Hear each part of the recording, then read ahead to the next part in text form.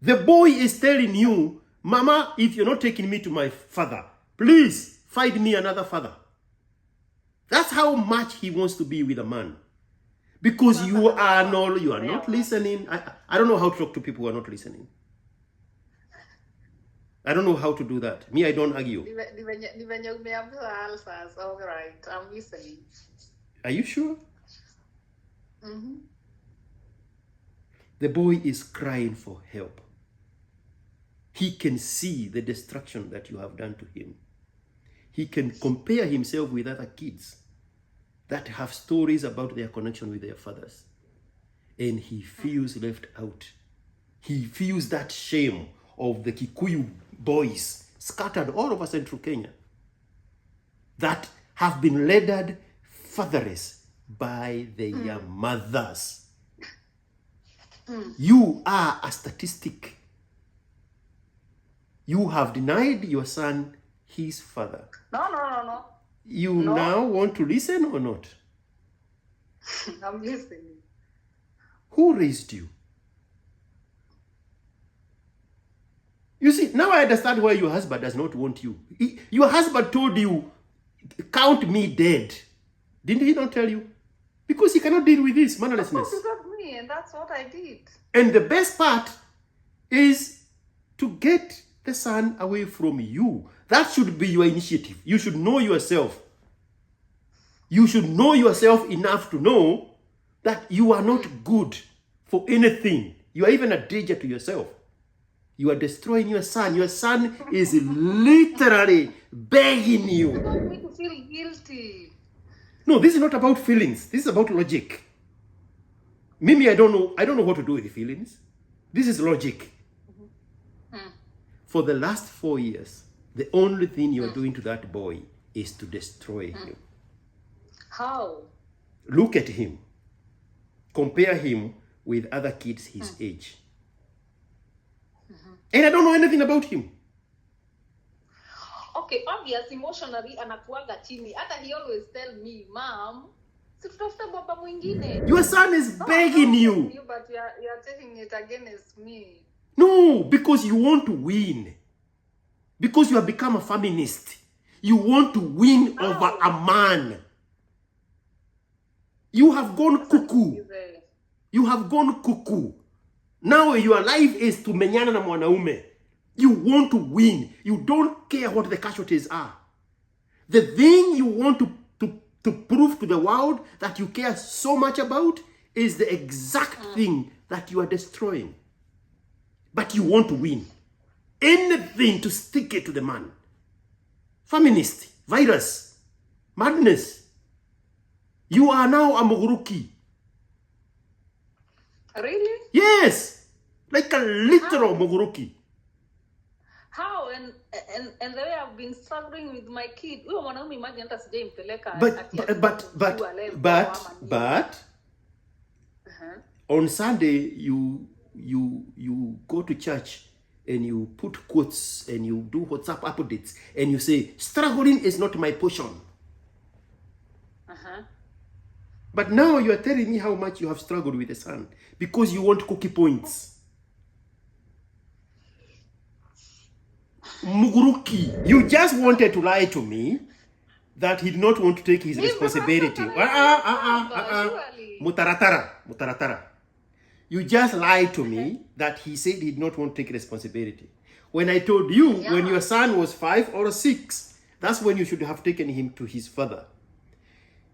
He said, I am willing to take care of my son in the same homestead with my other children.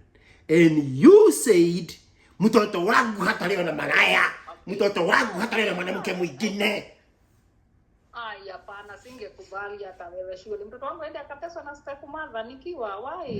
If you did this 4 years ago, your life would be so sunny. Your life would be so calm. You would be cemented completely in your essence as a woman and another man. And you would have moved on. And you would have created a very good relationship between your son's father, you and your son. But babake hataki. No, baba yake hakutaki. Rudia, repeat after me. Repeat after Kuleta me. mtoto hataki. Repeat after me. My son's father does not want me anymore. My son's father does not like me and I don't like him either. Yes. But angekaa hapo kwa ya mtoto wake. Remove yourself from the equation and stop using your son as a bargaining chip. No. Mimi wacha Madness. I never thought I was going to encounter a mad feminist that I actually know in real life. What happened to you if you were a man? Would you want a mouthy, mannerless woman like you? Maybe that's why I'm single. I don't know. I don't go out dating, you know. Or maybe I've not healed my traumas. I don't know. You are a seed swindler. You are a thief. We should call 911 and the DCI and report you for child abduction and racketeering, human trafficking. Hello. Hi. Mambo. Mzuri. How have you been? Been good. How are you? I'm well. Nice. What's going on? Nothing much. Okay. Just wanted to hear from you.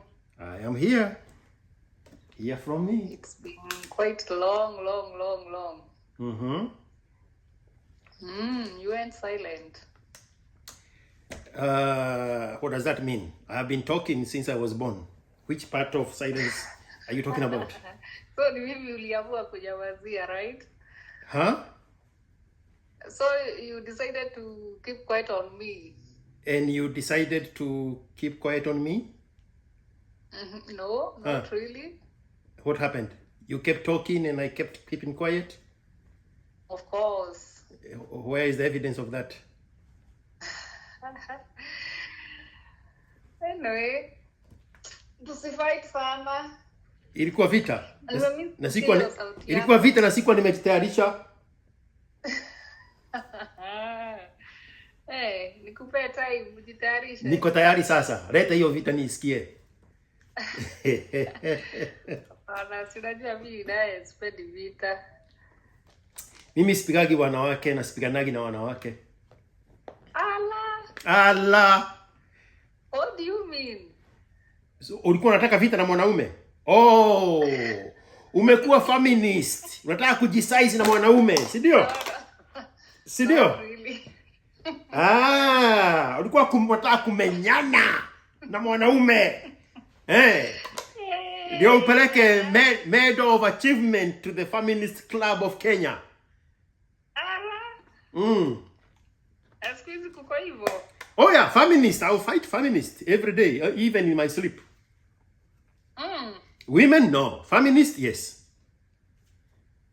Well. Yep. Hapana, mimi nimetulia tu. Hiyo ni mzuri. Okay. Yeah, so uko aje? Salama kabisa. Yeah, mimi niko poa. I wrote you a message, you never respond. No, there was a missed call. Yeah. Nilikuwa nimekupigianga last time. I think last week. What was happening last week? Nothing much. Nilikuwa tu nataka kusalimia. And today there was another. I want job connection. Today there was another missed call. So what was happening today? God, nothing much. I just sasa niseme ama nisiseme? Sema tu. Kwani kumisi mtu umpigie simu ni vibaya? Ukimisi mtu namwandikia message. Sio kupiga? No, phone calls are disruptive. Really? You didn't know? No. Yeah, phone calls are disruptive. So, and what if I want to talk to you? Yeah, you write them a message and I say, hey, just missed you. When is the best time to talk? Then you can arrange the talking according to the appropriate time for the both of you. All right. That's how 2025 world operates. All right. Yeah. Now that you are here, what is the message? What is the message?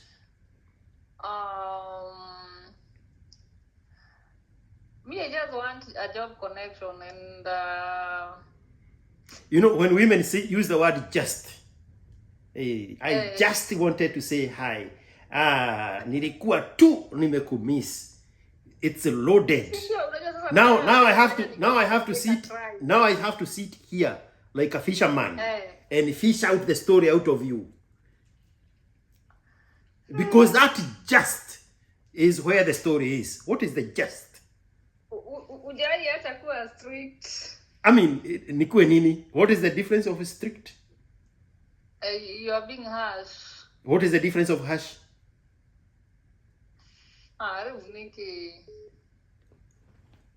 Anyway. Koja, kuna phone call ingine lakini it's not important. Send to voicemail. Okay, are you still there? Yeah, so okay, saying just nikumanisha. So instead of defining just, why can we talk now that we are on the phone call? All right. Now we are talking. I told you I was married. I divorced, and now I want job connections because I've been really struggling out here looking for a good job. So I thought maybe you have a job connection.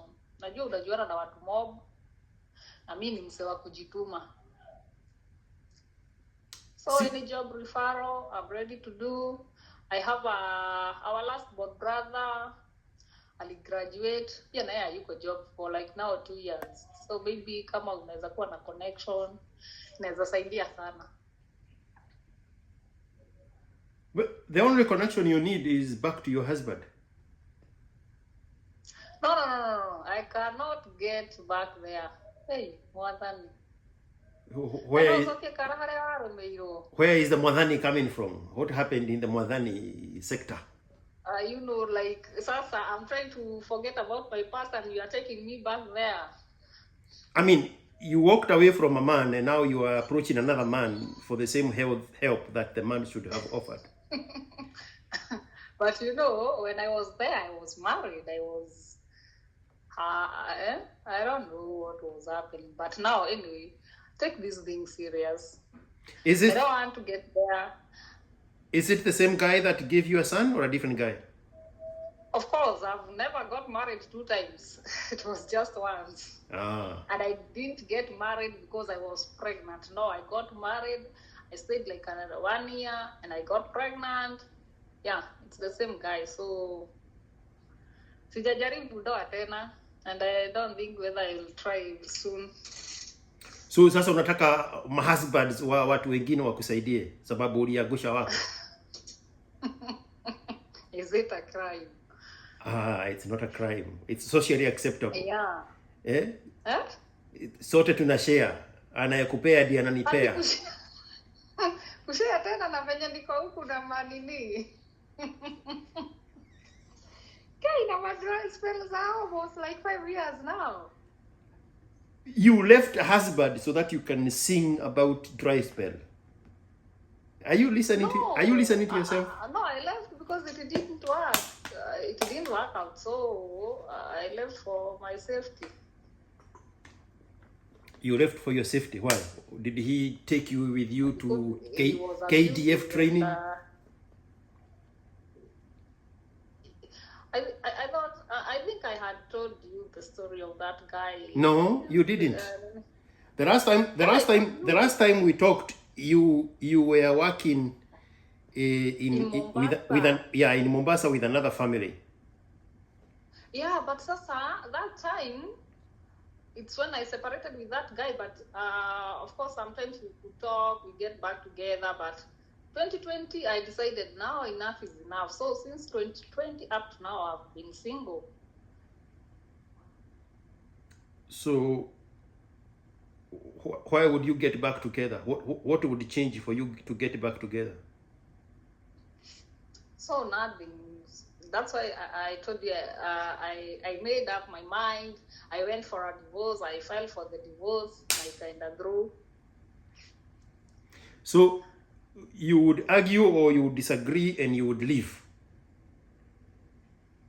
And then you would go back and nothing would have changed. Okay, now let's talk about the future, because I think my future is brighter than the past. And he got married. He got married with two. I think he married a lady with a kid, and now they added another 2 kids. Now he has 3 kids. Oh, so you are still keeping up with the Kardashians?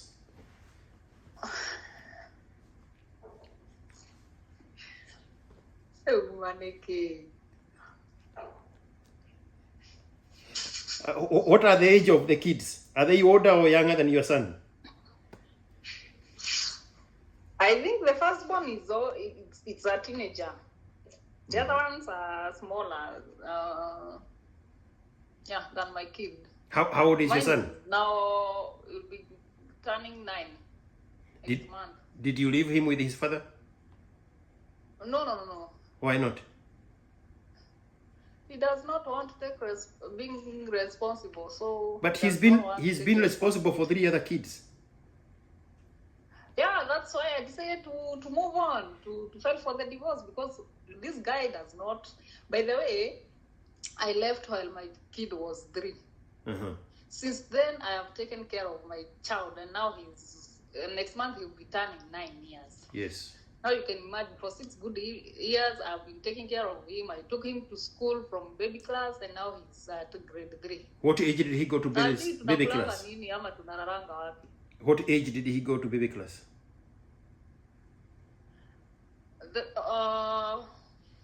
Around 4 years. So when he was 5 or 6, that's when you should have taken him back to his father.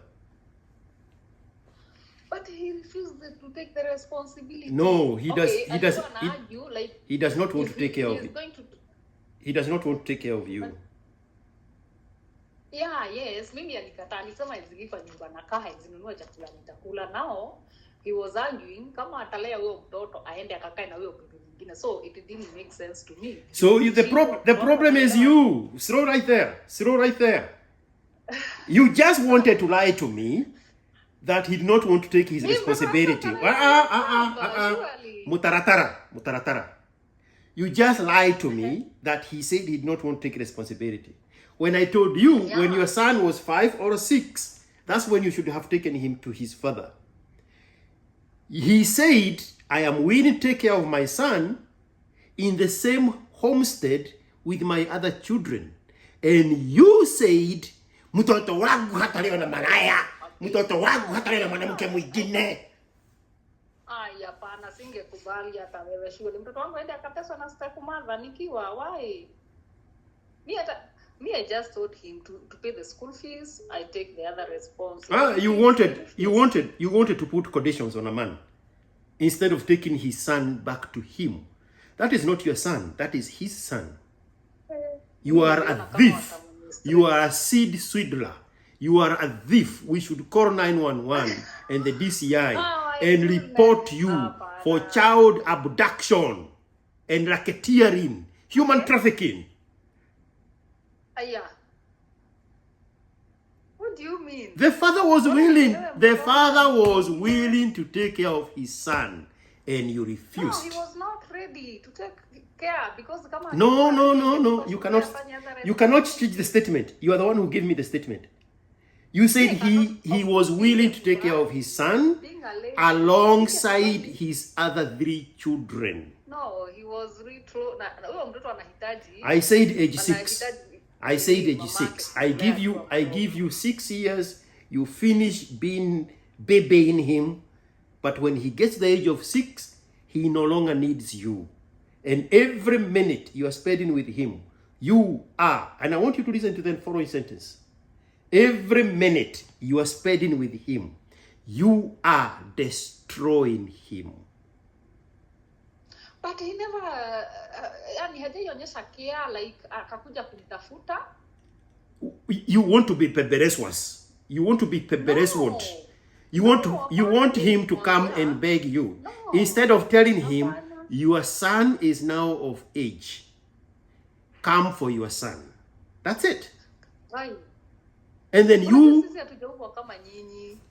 and then you go get married to another man who is going to take care of these little problems that you have. Okay, unajua, I thought si vizuri mtoto kulelewa na mwanamke mwingine, maybe a No, subiri. Sio mzuri. Sikia. Hiyo sentence inaishia, sio mzuri mtoto kulelewa na mwanamke. Full stop. Mwingine. No. It does not matter whether it's you. It does not matter whether it's you or your ex-husband's wife. Basi si angempeleka boarding school. Hiyo ni wazimu. Now you are being a mad woman. You are being a mad woman. Maybe you're mad. Maybe yes or and, no. And this precisely is the madness that we need to remove the boy from you. That madness. Atagempeleka boarding school. Everything to destroy the child. You want to put all the conditions that cannot be met so that you can have the chance to destroy your own son. Huh? No, there is no cookie. There is no cookie points for you. What you are doing now, the boy is 9. For the last 4 years, you have been doing nothing but destroying. You are not listening. You are not listening. No. You are not listening. Okay. You are not listening. You see, if you had a man in your life, you would be listening. For the past 4 years, the only thing you are doing to that boy, and I want you to listen very carefully. The only thing. But you want me to feel guilty? No, this is not about feelings. This is about logic.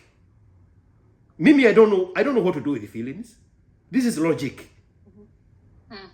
For the last 4 years, the only thing you are doing to that boy is to destroy him. How? Look at him.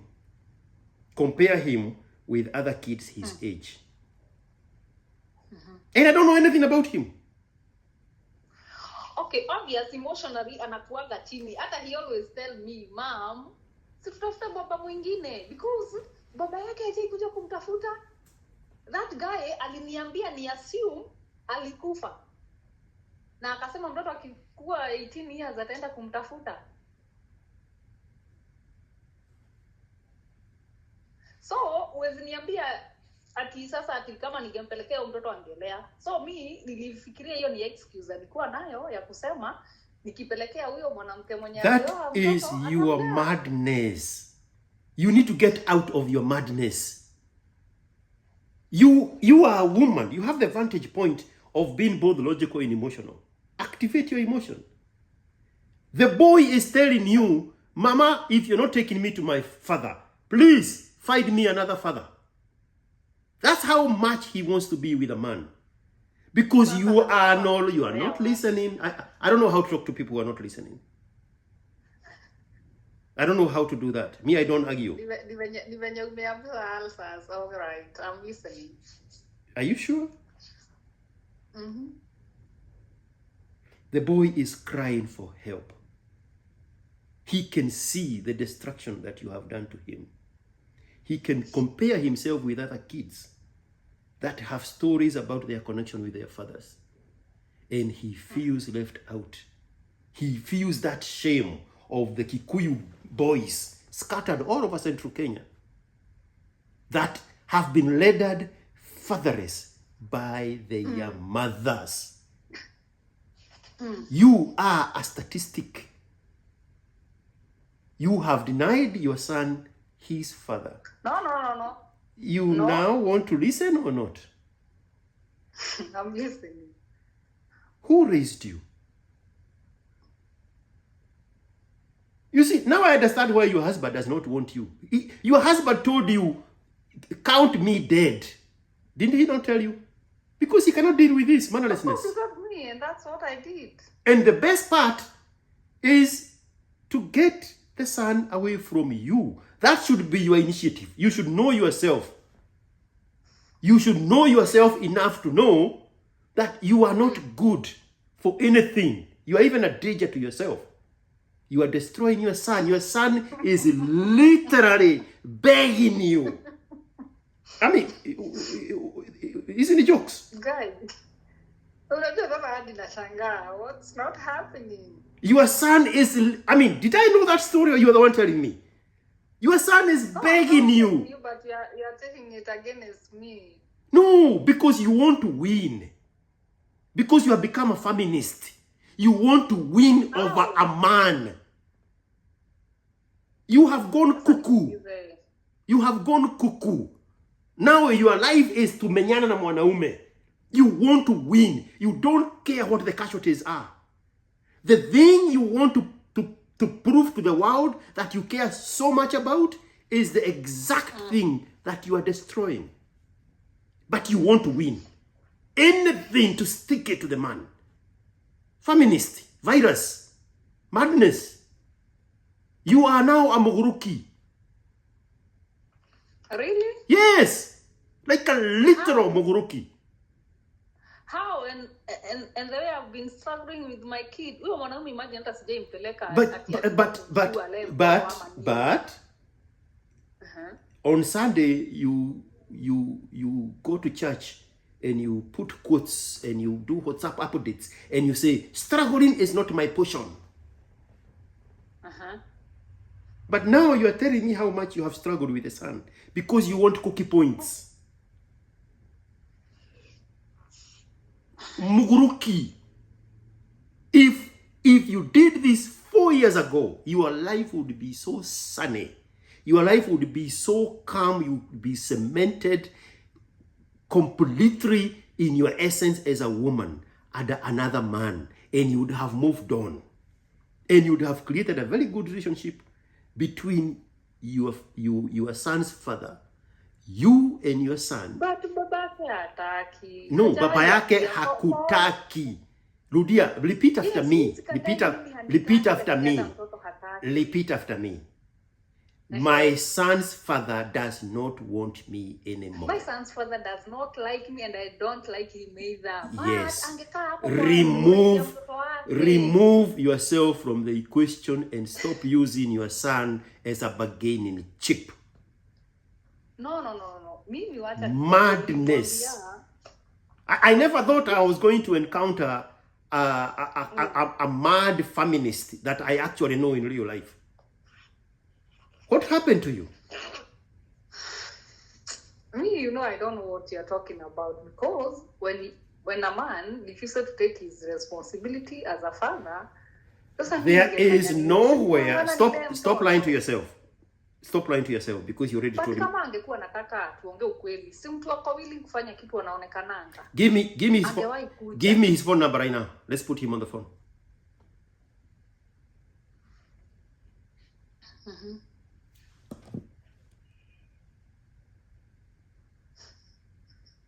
Give me his phone number right now. At his phone number? Yes, let's put him on the phone. Hata siwezi kumbuka. You see? But you know every turn. Sasa unajua hiyo story ilijulikana because he got married while we are still together. Na sasa wazazi ndio walikuwa na mi story yangu, it's a very long story. No. Me, I don't want to hear madness. Mabaya vitabu, that will be when you are settled. Right now, you have an immediate problem. The immediate problem is you cannot see your part in destroying your son. And you want to lie to yourself that when your ex does not want you, it also means he does not want your son. You want that lie to stick. You want that lie to stick for your own gratification and for you to soothe your demons. Okay, what makes you feel? I am not feeling anything.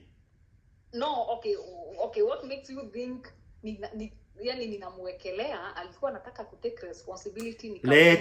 Leta namba yake hapa saa hii. Tumuulize hiyo swali. Sasa mimi namba yake sio nitatoa wapi? You see?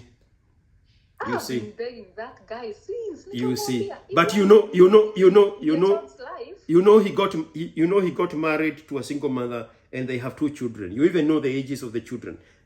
Getting his phone number is where you draw the line. Yeah, because sasa mimi nilifuta na nika move on. What is his phone number?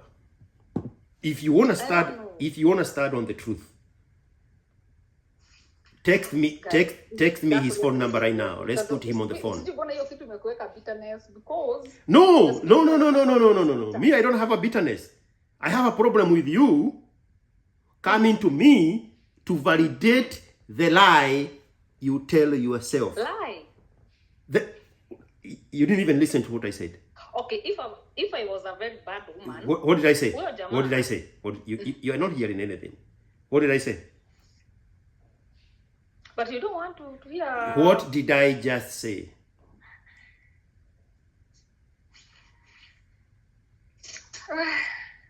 You are not listening. Anyway, me, I know I have been. I said I am not. I don't have any bitterness. Mwenye amenyima mtoto wake right with that guy. Huyo alikataa riti. Onamro dake yumira yake wendenda huyo kakuona mwana. Hajawahi jitokelezea. Yes. By the way, on day yuri tika yaro mukona hinyoriko. Mwaka inaweza isha na ujui mtoto wako kama na I will still repeat what I said so that we can move on from there. I am not bitter at anything.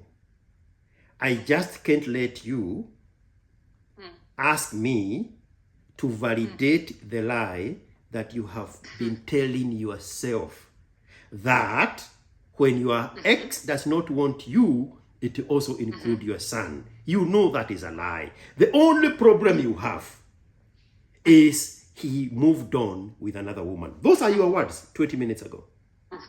Yeah, of course. And you have a problem that he is even raising a son he did not sire. And on top of that, he added 2 more children.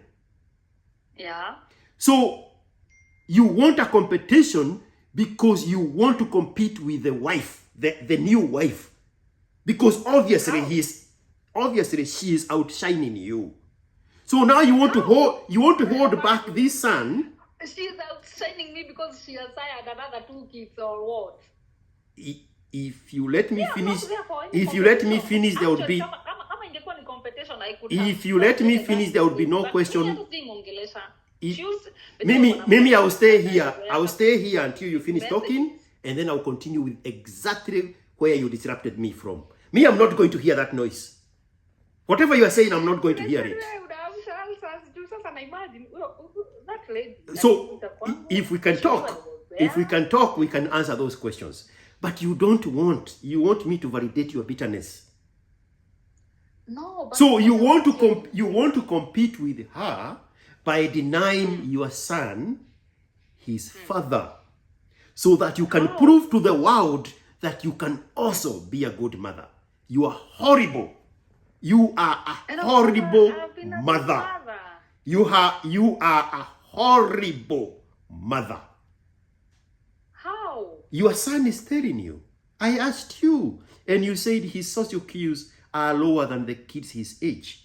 You told me your son is coming to you, begging you to give him over to his father. And if you don't, plan B, find me another man to be your son too, because he can see at age 9 that you are a horrible mother.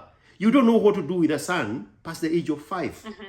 No woman, and this is not your fault, no woman knows what to do with a son past the age of 5.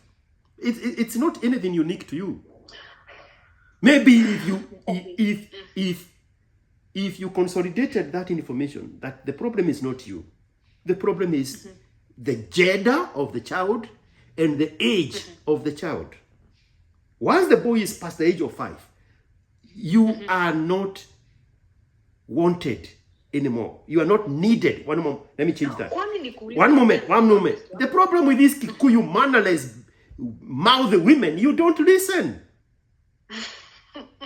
What in the world? Oh my goodness. I mean, why are we talking? If you're going to talk over each other, talk to yourself. Talk to yourself, I will listen. Okay, me, I just wanted to ask you a question. Nikuulize, like, unaona kama ni mimi nimefeel mtoto, I'm a bad mother, like you are saying. Huyu baba yake mzuri, he is not a mad person. So stop right there. Stop right there. Wait. Stop right there. No, wait. Stop right there. Stop right there. Stop right there. Stop right there. I'll repeat your question. Me, I just wanted to ask you what is the best option, what is wrong with me. But you never listened to anything I said. If I asked you what I responded so far, you cannot tell me a single sentence because you're not listening. You are not used to listen. You are not used to listening to a man because you got the virus of the feminist. Now you are woke. I think you are a danger to yourself, to your son, and to society at large. Okay, give me a solution now. I already did. You did not hear any of it.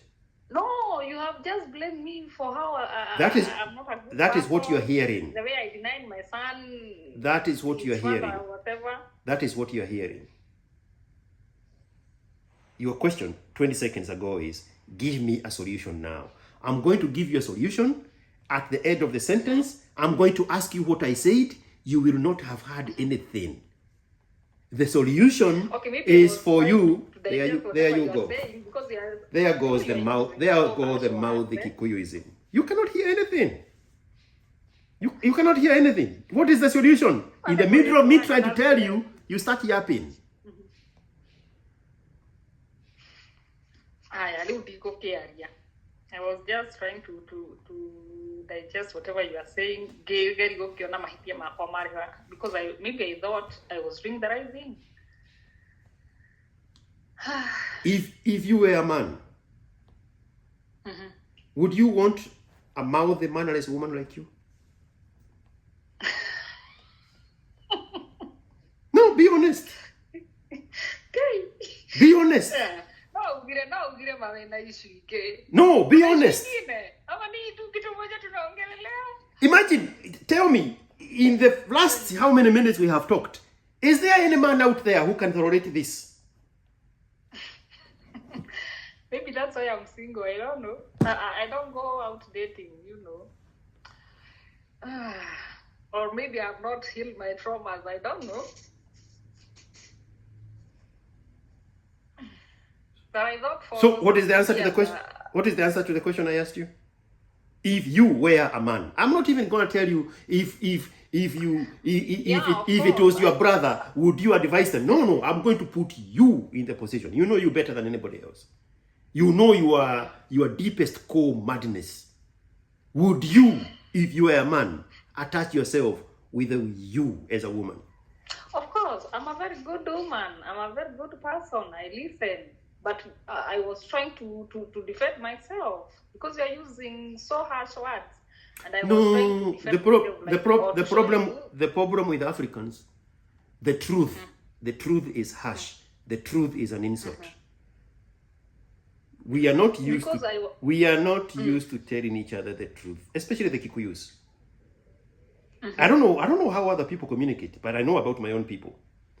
We never talk anything that is truthful. We never say anything that is real. We never tackle our issues. We never solve our problems.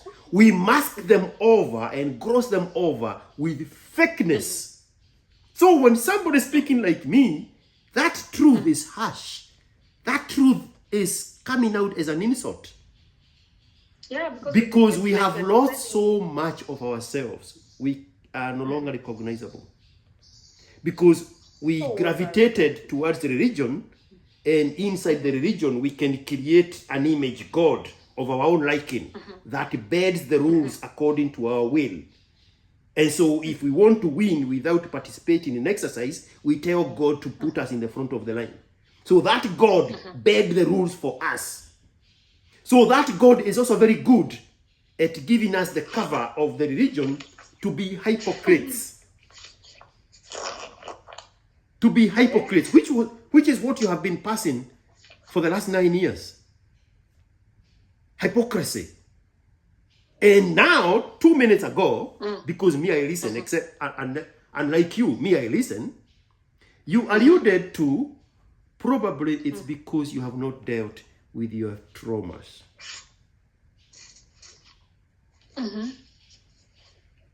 So why don't you heal so that you stop breeding over the people you claim to love?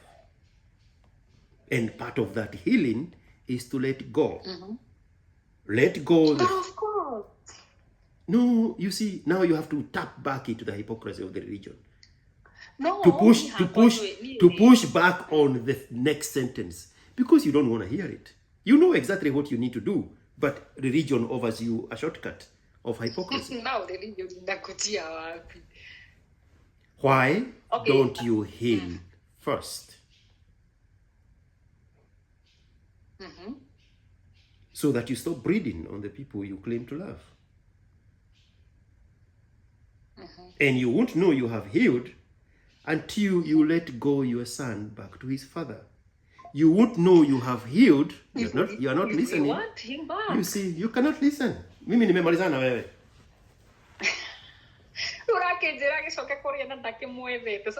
Okay, nafaa kumtafuta. Mimi nimwambie sasa nakutafuta ukuje kwa life ya sani yako. Hapo ndio nilikuwa nakwambia kuna ugumu.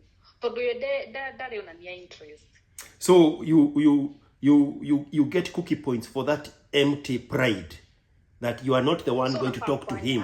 I am too proud to admit that I need help with a son. I am no longer useful. Ukiongelesha mtu anakuambia, oh yeah, I thought maybe you could understand what I've been through. Oh, okay, I told you from the beginning. You wanted me to validate your madness. I cannot do that. Me, I'm too real to be fake. I am too real to be fake. There is no gain in me piling on the things that you're already used to in the Kikuyu culture of fakeness. I mean, so I'm the one who have failed.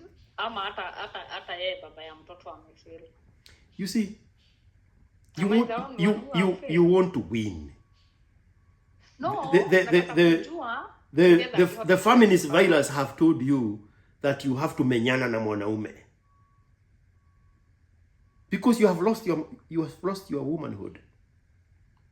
You are a danger to yourself. What do you mean? What are you talking about? We were in the middle of talking about how healing looks like, and you curtailed that conversation.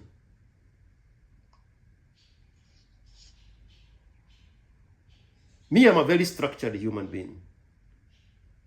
Very structured. I don't pay you okay with, and we talk about this one, I talk about this one. I cannot do that. So if I'm starting something, I'll wait for you to payuka and then remind you what we were talking about. I'm structured. My life is very orderly. Before I got married, I had sanity. So I don't know, maybe ni mambo mengi nimepitia, but which is what we were talking about. You need to confront those things and heal from them, because from that point on you have been a danger to yourself and your son and everybody around you.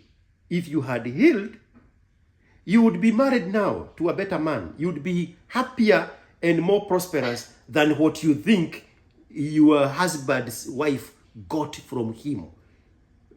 Because you want to compare, but you are not giving yourself an opportunity to be in the competition. So you resort to withholding your son, because in your head you internalize it like, if I withhold my son, I prevent both of them from winning, even where it's very clear they are winning. And that's what kills you. That's what keeps you skinny.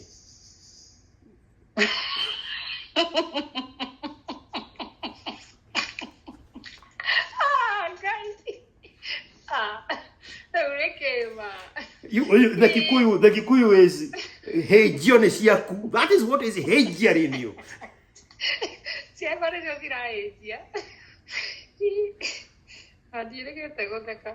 But you still end up being a danger to yourself, because you have lost 4 years of glamorous, comfortable life with a man who was interested in you. Listen very carefully. With a man who was interested in you, but you... That guy is a very narcissistic. No. You are not listening to me. Yeah, I'm listening. After you walked away from that marriage, you wasted 4 years where another man wanted you and would have offered you a better life, a more peaceful and grounded environment. And you rejected that because of the wokeness virus, where you still want to... It's like cutting off your nose to spite the face. Tandariria kahora ai onjire atiriri haya ndirakirega nigwagithirio go. Maybe I didn't have the knowledge ya kujua uguo arauga thie mwana karero ni mundu ungi ni wega. Ni hari ni ndonaga riri mwana ucio ringi no athi one thina hari moko-ini ma mutumia ucio, because kwikoroka guthukia gwakwa kimenya ndi kuuri tigikeno giake kurera mwana ucio. That's what I thought. Wakerere riria ndoire responsibility riri riria I insisted amwirire atiriri haya mwana ni arabatara gia kuria gia kunyo gia kwihumba na whatever, so can you pay the school fees and I take the other responsibilities? Alikata, sijaimuona. So me I thought korwo mundu ni ari na bata na mwana uyu ngimiraga. Me I was even about to change the son's name, ngimwite gwito ishe. You see, now you are even going ahead to bandika your son the generational curse of fatherless children, while he has a father. You wanted to change his name so that you can inherit the curse of the Kikuyu boys on his behalf. You deny him his father's name. Grandfather did not want him. Oh, grandfather, madness. The only person who matters here is his father, not you, not the grandfather, not the wife, not anybody else, and especially not your mouthy bitchiness that you cannot even listen to what I'm telling you. What happened to you? Die. It would be better off, because now the son will go back to his father. No. I mean, I'm not going to play with those jokes like, hey, you want me to die of stress? Die. You see how good it's going to be for your son. You see, those emotional blackmails, they cannot work with me. Me, I'm going to stand on the side of the truth and reality and logic. Aya, come on. Aya, jamaa unaona tumtoe wapi? Dunito toko moja tumulirikani ni ari mwana hado. No. You just said it 2 minutes ago. The good thing here going on is me, I listen, except unlike you. Those things you said you thought. Yeah. It was not a good idea to let the other woman raise your son. So when you approached him, he said, the only way I can raise my son is if he is with me, and I raise him with my other sons. Hata hana son. By the way, let me tell you, okay, no. Me, don't recruit me in your madness. No. My other children. He said the only way I am going to take care of my child is when he is in my house with my other children. That is where I take care of my children. And you found an out, because now you found a keremia. And you say, if you are not going to provide for my son, I am not going to let him come to you. And he said, let's see how that works for you. How has that worked for you? You have stagnated your own life. You would be 4 years into a new relationship with a better man than your guy. The two of you met when you were very young. This guy just grew faster than normal. How old was he when you met him? I was 23. I don't know. He was 25. And you were 20 or 19? I think, I don't know. It's back, 20 what? 2013. You see, you're blocking that information because that is part of your trauma. Because that information is where your trauma started. Because you blame yourself for having wasted your youth with the wrong person. Of course. But you already wasted 4 years after that relationship, and instead of letting this other guy take care of you, you pushed him back with the woods of your traumas from your past relationship. Tell me if I'm wrong. There has not been a good guy that approached you and you turned him away? Better, potentially better than the younger guy that you met when you were a teenager. Maybe they could, but no. Don't play that Kikuyu game with me. You know there was. You pushed them away. No, I've not been dating. So no, that's not the question I'm asking you. That is not the question I'm asking you. Okay. Maybe, okay, that's why I've answered. Maybe there could be, but I didn't. Are you speculating? Is this your life you're talking about or your sister's life? No, it's my life. Why are you saying maybe there could be? Like you are reading a newspaper. What was saying chokoza, but I've never given anyone a chance. Maybe juu hizo trauma you are talking about. Na ndio nimesema maybe pangekuwa na mtu mzuri, but juu sikupea chance. I have been focusing kulea mtoto, mtu yote anakuja naona, hey, huyu atakuja nifanyia kama yule. Like, hivyo. So now you are destroying your own life, while you destroy your son's life, because you think you are destroying your ex-husband's life. Your husband's life is going on very well. You could be having it better than he does, in your own words, if you had focused on healing, releasing your son to him, and you build your own family with a man who actually wants you. Because this one told you, count me dead, I don't want you. You cannot deal with that. Because he is the one who took your innocence. He is the one who enjoyed your youth. He is the one who enjoyed all your energy. He is the one who gave you your son. And now no other woman, that woman you just said 2 minutes ago, that woman came to destroy something very good that was going on. You are stuck there. You need to grow the fuck up and heal up from that, because you have not changed any of those factors in the last 5 years. No, 7 years. So what am I supposed to do? You already know what you're supposed to do. How old are you now? Nimezeeka. Because But you are saying that because you know you are the one who did that to yourself. And even now, there are men falling over backwards for you. But you are so damaged, you are so much pain that you cannot see it. And you cannot let them, because you have adapted this masculinity of feminism. Now you think your role is to fight men.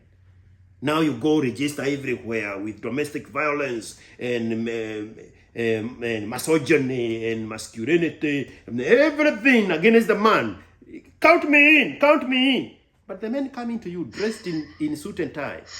Regular human beings, middle of the meal men, that still see your beauty and your gorgeousness and your skinny body. Well, they don't know you're skinny because you may hate you with yours. Okay, the only problem I have, and I know some people know, they know I fear men. That's all. And I don't know who I want to do. You see, that is your trauma speaking. That is your trauma speaking. And the problem is, you don't even want to heal. You are going to take this to hell as long as he loses. You have dedicated to the future of loserdom as long as he doesn't get his son. That's what you have determined. So you will never move on. Na venye watu walikuwa wananiambia, no, go and sue that guy. Mimi sijawahi. I'm a very peaceful woman. Mimi sijaienda huyo mwanamke mwenye aliolewa aliishi kunitusi na messages. Mimi sijimtumia even a dot or a comma of a message. Mimi sijai wasumbua. I thought I was protecting my son.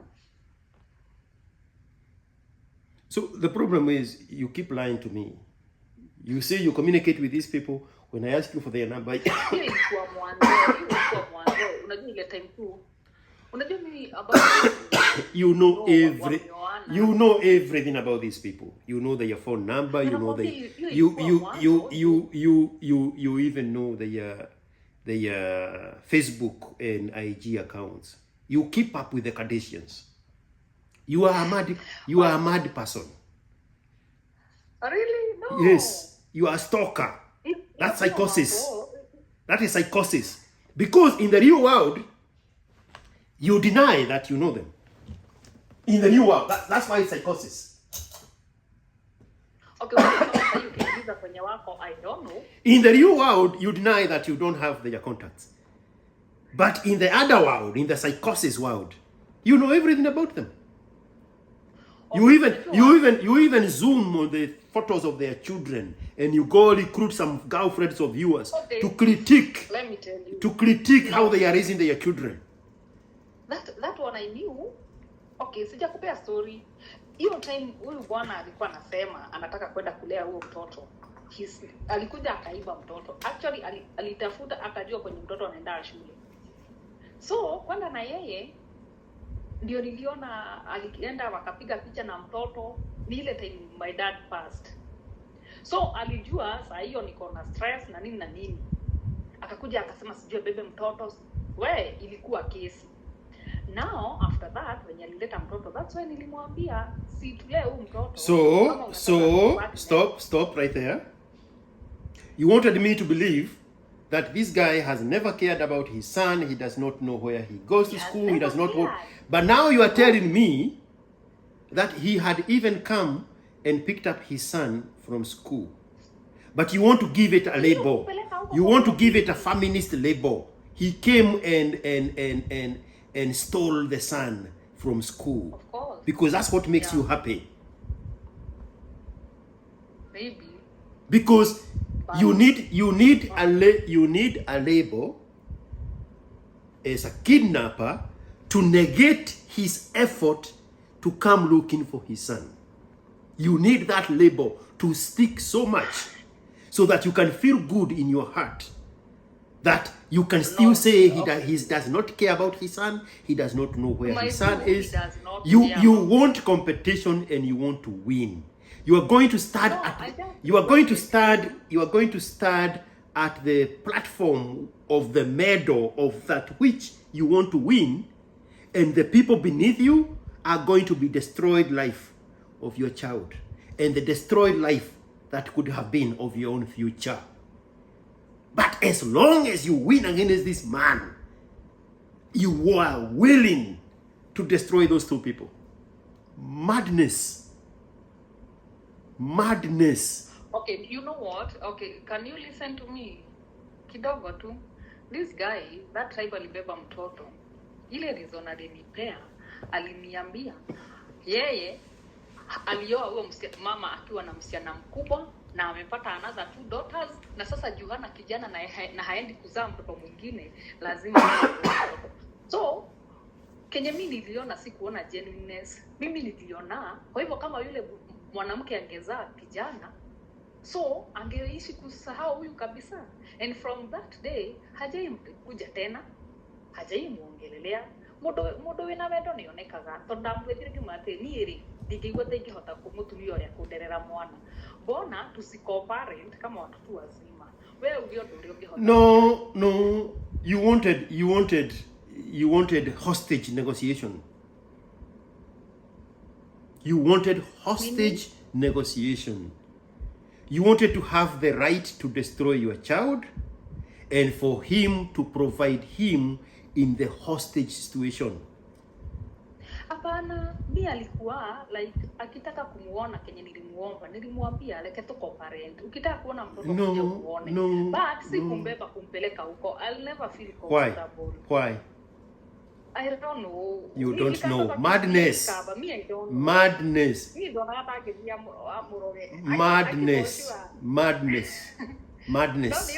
Yeah? I think you are saying your husband's wife is going to poison his son. Of course. Madness. Kama amemng'oa meno nilikasirika. Madness. Sijakupea ka story, mtoto wako alikuja ameng'olewa meno. Are you is your son the only person? Is the son your only child that teeth and the milk teeth get off? So you wanted them to keep the tooth that is loose for you to have the ceremony of being the you see, you are even finishing my sentence. You wanted them to keep a loose tooth for you to have the ceremony so that they can have Jerome, what do they call it, home, at the expense of your own madness gratification. You are a Muguruki through and through. For 3 days, and I was thinking, yes, because if they left it upon to you with your awareness that you don't want your son to feel pain, he would have homes. He would have a whole new layer of teeth because you don't want him to feel the pain. So don't remove his teeth. I told you, you are a danger to your son. And I know we are going to talk here for 10 hours, but you are not going to see anything wrong with what you are doing. You are not going to find anything different to do about what you are doing. You have decided to destroy your son.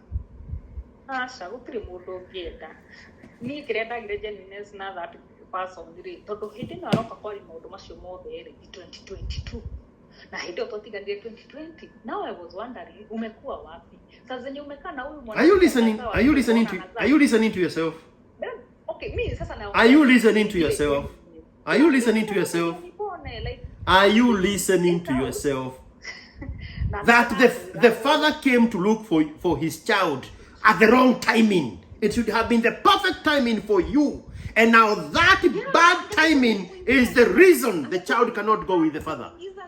You are a mad woman with the feminist virus. You are a danger to yourself and your son. Let me ask you. Genuineness hapo ilikuwa wapi? After amekaa akajua bibi hazai. So now that is a condition. So when you put a condition like that, how do you want him to overcome it? Go back in time to 2020 and then go back to 2020 and come back in 2020 when it's already 2022? No, unajua alisema aje kenye ilini hurt. Aliniambia mimi siendi kuzaa mtoto mwingine. Na huyo. So now you have walked away from. It's not because he came in 2022 instead of 2020. That was the reason. And then the moment he opened his mouth, he said, oh no. The reason number 2 is he is not going to have other children. He's only having daughters. Now he wants this one because it's a son. But it's his son. His son. His son. His son. His son. Mad Kikuyu woman. Mad Kikuyu woman. His son. His son.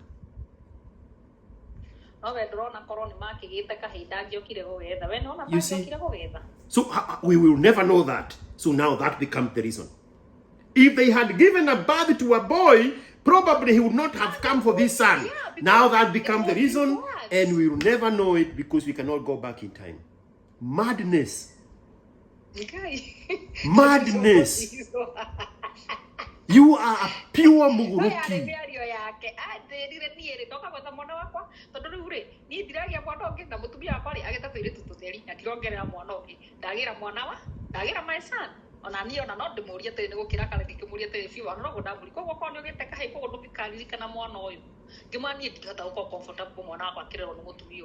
Can we just cooperate with respect? Then over take responsibility say hiyo kohota. Kama ni shule utalipa ulipe shule, mimi nimpe chakula na nimpe shelter. Aliniambia hapana, ona yetie wapere gote mwana, ona delu ile sikosi street nene siana. Huyo mtu zile mawads aliniambia, only God knows. Na akijira na mwana to assume ni akuire na mwana ni agamwetha akinya 18 years. Yes, because you keep reke tore tuke co-parent todo ando ingine matiganaga na maka co-parent na gitio You killed his effort to reconnect with his son. So he said, he threw his hands in the air and he said, well, count me dead, and my son will look for me when he is of the legal age to look for me, when he no longer needs your permission. Because you have given every reason as an excuse why not to have his son. Reason number one, he came looking for his son in 2022 instead of 2020. And because he's not a magician to go back to 2020, after having so many me, I don't know how to speak. I don't know how to speak over people. When you speak over me, I don't know what to do with that information. I don't know what to do with that.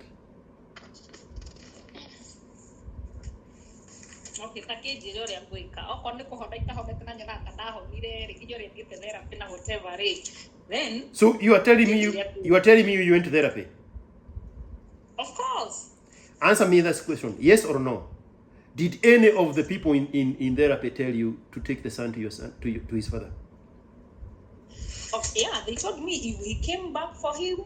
And now, previously, before I asked you that question, you said, me, I have been going to therapy, and the way I think I have failed. But you never implemented anything those people told you at therapy. Tell me one more time, if you were a man, would you want to be anywhere near you? Of course, yes. I'm a good person. You know, we are not arguing. When your son is completely destroyed, because you're going to destroy him, when he becomes a total social misfit, when he cannot function as a man, when he becomes of the age where he needs to function as a man, you are going to feed him nonsense that his father did not want you. Because even then, in your 40s and 50s, you still will want to win. So you are going to destroy even his adulthood because you are taking this one to the grave. What am I supposed to do? How selfish can one person be in a life that affects so many innocent beings? How selfish can one person be to the very person she claims to love? Let me ask you a final question about Nadrajo. Do you remember any response I gave you to any of the questions you have asked me? No, you don't. I remember. Which one? No. Before you ask me this other question, remind me a question you asked me and the response I gave you. You are a Mogoroki.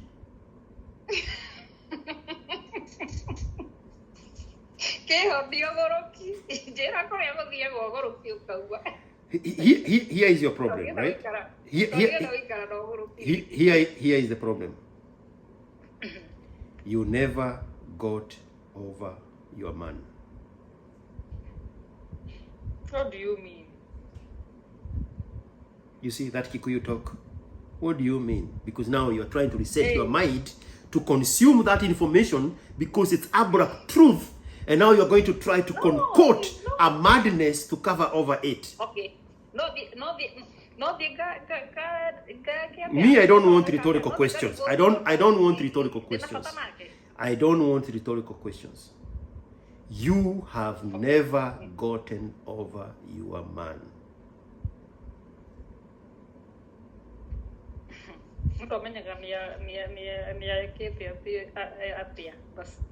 Because me. And I'll tell you something else that you're not even going to admit. You were leaving him and going back and leaving him and going back. I don't know how many times you did that. 7 times? No. How many times? I think tuliachana once, ile time nilikuwa nakwambia nafanya kazi. Then akakuja tu hivyo tu tunaingiza kwa box nikarudi tena, but yeah, mara moja tu. Why are you lying to me? Why are you lying to me?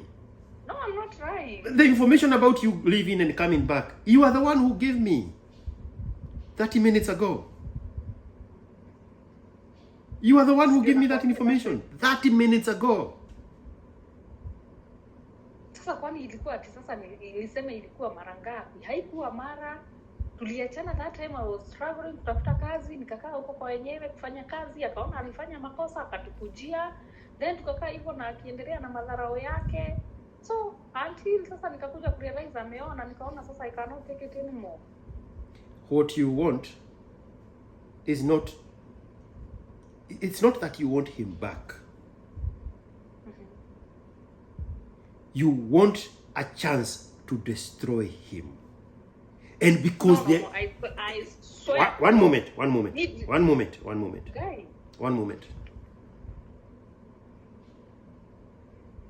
This leaving and coming back and leaving and coming back and leaving and coming back, and then you realizing there is another woman in the picture. You would have wanted to go back to the clock. You see the way you are saying he came in 2022 for his son instead of 2020. He should have come in 2020. You are saying things that cannot happen. Yeah, when I was struggling to okay, take the kid to school. So the same thing. Your mind is stuck in that moment that you lost, where you should have gone back and then destroy him so much. You are not listening. I will let you talk and then I'll continue from here. No, wait. Ngoja kidogo hata mimi nifeel side yangu. Bwana akuja sasa zenye nimestruggle na mtoto sasa zenye amekuwa kijana mkubwa. That is not the topic. I was just giving an example. That is not the topic. I was just giving an example. I was just saying, just the way you put a condition that you are coming to for your son in 2022 instead of 2020. Now that is the reason I'm not giving you a son. There is nothing, even God himself cannot change that. He cannot take him to 2020 to qualify for your condition. So now, even for you, you have put it in your head. There was that one last chance that you had to go back, and you would have destroyed him so much he would not have been attractive to these other women. And the only thing now you can do, why are we speaking over each other? You want to contaminate me with your madness. Yeah, I don't know how to do that.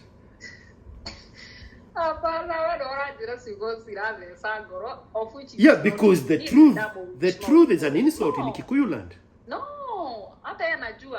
so now you want to hold your son hostage to compensate for the fact that you never got over him.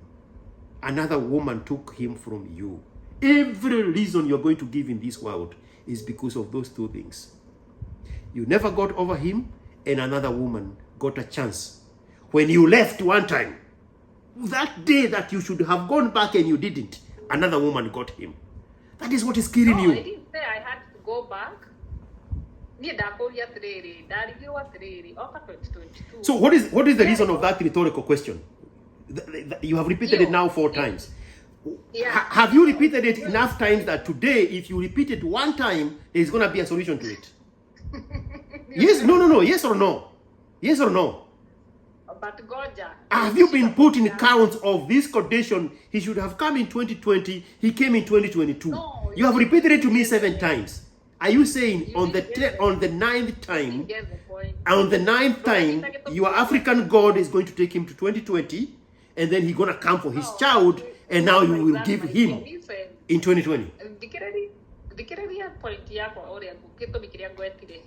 Gwiriria atiriri kiria giatumire ndurwo ni guka 22 gukire mwanare ni tondu auga atiriri kuma hikanirie ri bethe wo mama ni kumaanisha alipata mtoto akakamwa akapata mtoto mwingine riu kiria kiandakaririe ni kuguo no ukakunyonithia atiriri yani eterera agie ciana kuria ona ndaragia kahihi oka gwetha kahihi hiyo sasa ndio nikakwambia his son 2022 after his son his son. His son. His son. Of course. His son. He does not have any conditions. on his son. From 2020 to 2022. Yes, I already gave you credit for the 5 years when he needed you. Hiyo mambo ya mwana amenya kuimiria. Yes, that's where you are needed. Because you chose to struggle so that you can compete with a man, so that you can get the cookie points from the feminist, that you are fighting a man like a man. No, the only person hereditary in Mwana is you. You and your madness. Nobody else. Nobody else. I want you to look at yourself in the mirror and say, I am a mad woman. And I'm a danger to myself and I'm a danger to my son. If there is a time I need this African religion to come through for me, it is now. But it has not helped you. It has not helped you for 29 years. Which one? Moses, tondå agätagwo Moses ndimwire riu oke agire mũrwe ta harĩa arĩ tata na hakiri cia kũmenya nĩ aciarire ciana ici ingĩ nĩ kwĩrwo eragwo citeithie ciana jua. When I ask you for his number, that's where you draw the line. All of a sudden now you don't know the number. Now you are asking, am I supposed to go look for him? Am I supposed to go look for him to tell him to come for his son? He came for his son and you said no. You told him he is 2 years. Listen. Now this one you're going to listen. You are going to listen to this one. You told him he is 2 years too late. Now it is 6 years later. Mad woman. You are a destroyer. You are the thief that come to destroy and to steal. You have stolen 6 years of joy from your own son. As long as you win of your husband, you are good to go. My son has been telling me, unajua sasa hii CBC ni taya ngoma. Alikuja akaniambia, "Mom, do you know a family has a father, a mother, a brother and a sister and a baby?" Aliniambia anataka family iko na 4 kids. 2 brothers, 2 sisters. Na ngeuria tena ndirashinurwo. Singine tu nikimpeleka shule tuliza, "Mama, nikuulize kitu na usikasirike." Kwa nini wamama wengine wanapata haya aliazia? Kwa nini shosho nao my mother? Kwa nini shosho alipata watoto wengi na wamama wengine ngiwa udogo sinoro?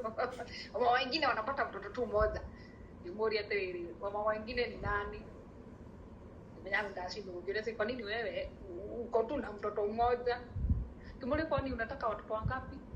Unaodedwa family wanafaa kuwa na baby na sister na brother. Runi dradi mandosiana. How old was he when he was having that conversation with you? This time before afunge shule. When he is 9 years old. Yeah. Is that a normal conversation for a 9-year-old? No, it's not. My son that is the extent of the damage that you have done to your son. That is the extent of the damage that you have done to your son. Because you keep delaying the eventuality. And I'm going to tell you, when your son becomes of age, he's going to hate you. He is going to resent you. When he makes a family, he's going to keep those children away from you. Because at that time, he's going to see you for what you are. If your son was in America, he would get hold of a gun. He would kill you, and then he'll go shoot up a school. The kids you see in the news that shoot a school, they have the same damage that you're imprinting on your son. Now, let me ask you a question. fati gwika ati to ni ndareraga mwana ta muciari uria ngirera. Imagine you are me and answer that question honestly. Ask yourself the question again and answer as if you are me. Because the problem is you don't want to hear the truth from somebody else. Now tell yourself the truth. Mimi sitetei mtu, mimi natetea mtoto. I know the amount of damage that boys. Why are you not listening?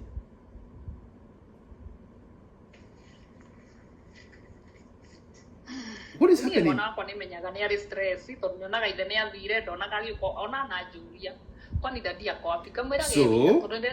no, let's not walk away from the question. The question you wanted to ask me, George.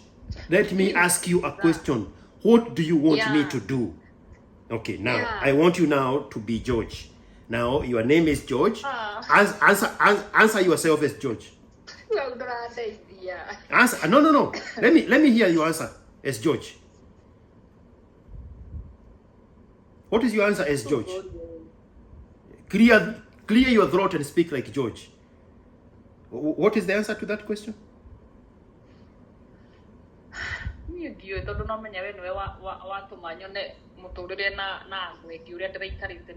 I thought I gave my son the best. So what have you seen? What? No. Now, therefore, put that lesson in the response I am asking you. Answer the question you asked yourself as if you were me. George, what would you want me to do? Answer that question.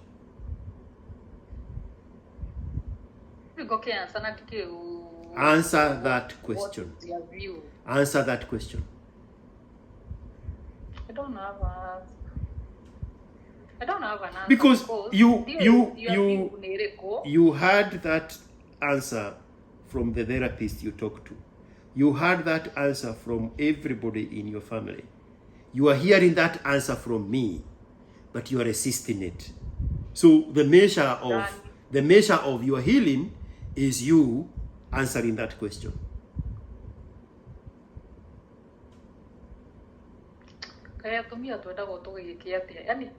No. No, wait. You cannot hold me hostage with emotions. I don't know what to do with emotions. Answer the question I'm asking you. Oh yeah. This is womanhood blackmail. I do not subscribe to that. Hey, we women, what else do you want from us? No, that's not the question here. Answer yourself the question you are asking me. Answer yourself the question you are asking me.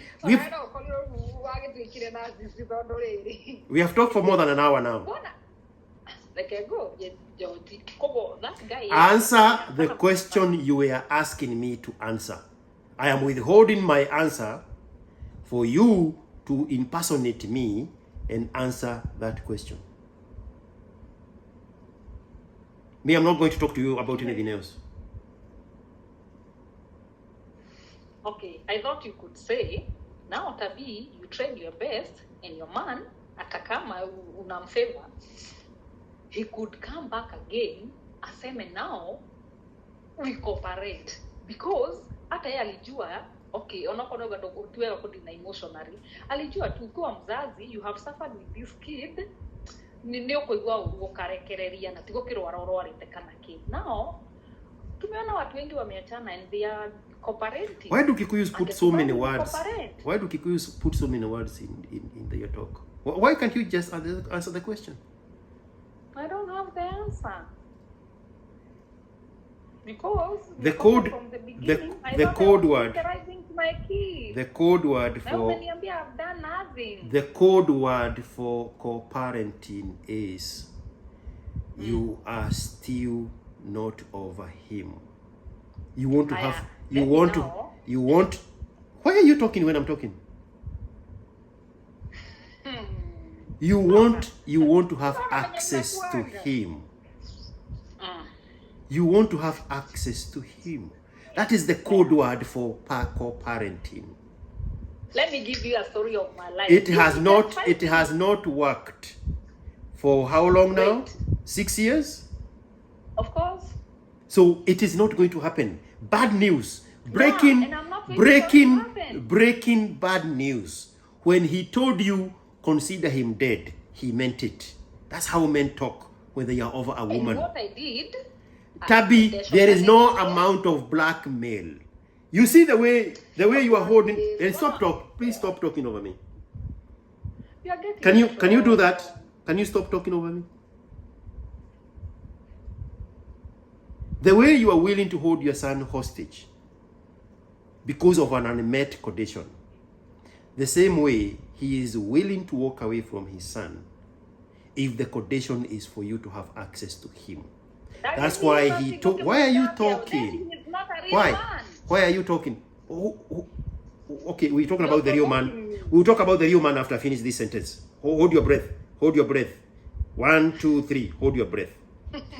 That is why he told you, if that is the condition for you to have access to me, I don't want it. The son will look for me when that condition is no longer necessary. When he is of age to choose me, he will come to me. Now, you brought up the issue of a real man. What do you know about a real man? You as a woman. He is not. You as a woman. Man take responsibility for their children. Okay, so now he's not a real man. Yeah. He's not a real man. He is not.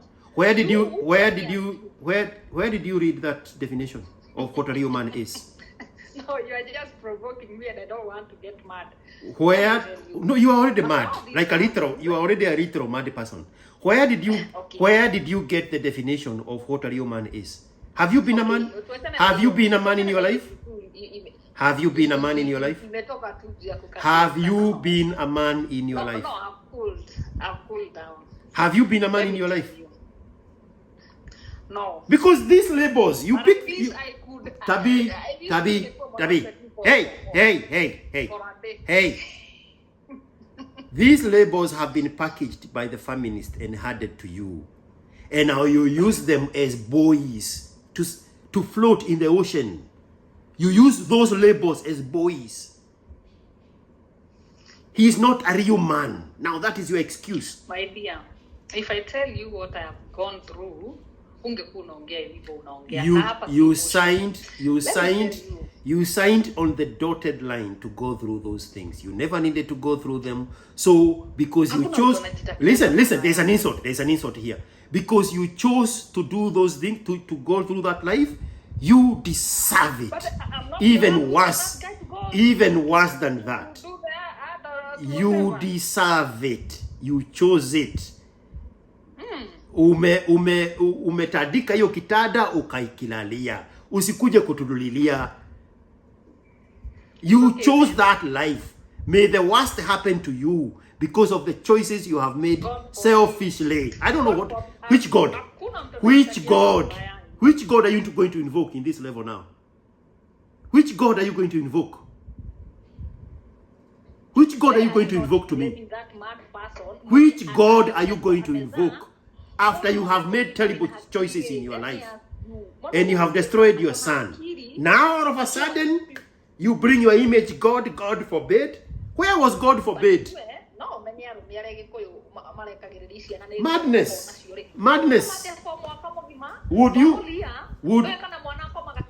If you were a man, would you want to be with you? If you were a man, would you want to be with you? If you answer that question honestly.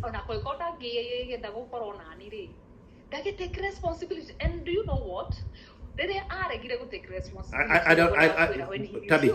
Tabi, I'm looking for a remote to mute you because I am done listening to the same thing. I am done listening to the same thing over and over. Tabi, no. Now we are at XYZ. We are completely ending this conversation. This is what we have determined. Tabi, this is what we have determined.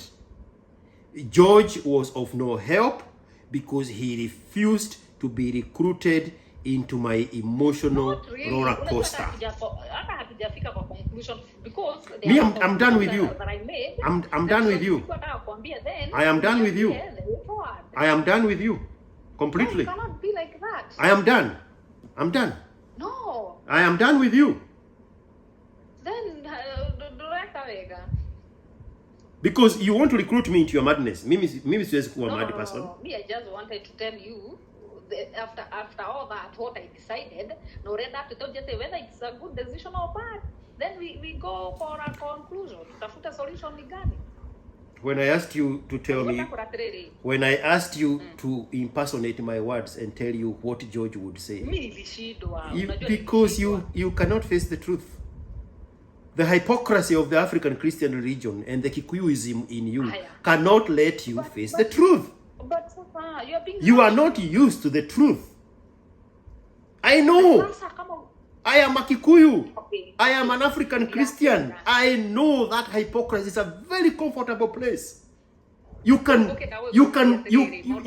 manipulate the scale to your advantage and you stay in that cocoon of hypocrisy. I know the comfort that brings. No, me, I want to heal. I want to move forward. I want to move on. Now, me go now utari hadi penye nilifika. Hadi penye nimefika. No, me, I don't want to hear your stories. I don't want to hear your stories. I'm done. Tabe, I'm going to walk. I'm going to hang up. I'm going to hang up. Tell you the truth. What? No, don't do that. You are going to break me zaidi. Juu kenye umefanya, I have shared my story.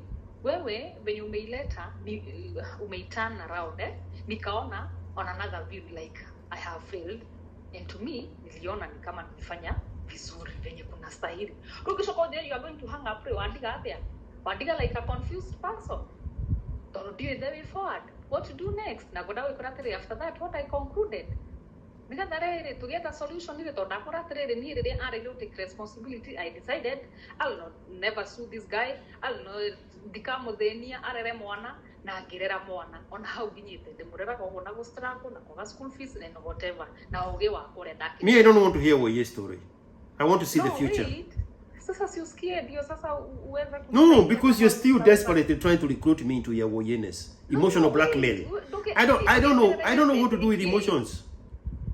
Okay, Miss Kwambivo, Mina Kwambia, Ruda, or area, on a chronic therapist, but you've been to therapists. You've been to therapists multiple times. You never wanted. You wanted them to tell you what you wanted to hear. They told you exactly what I'm telling you. No, now. No what? Which no? No.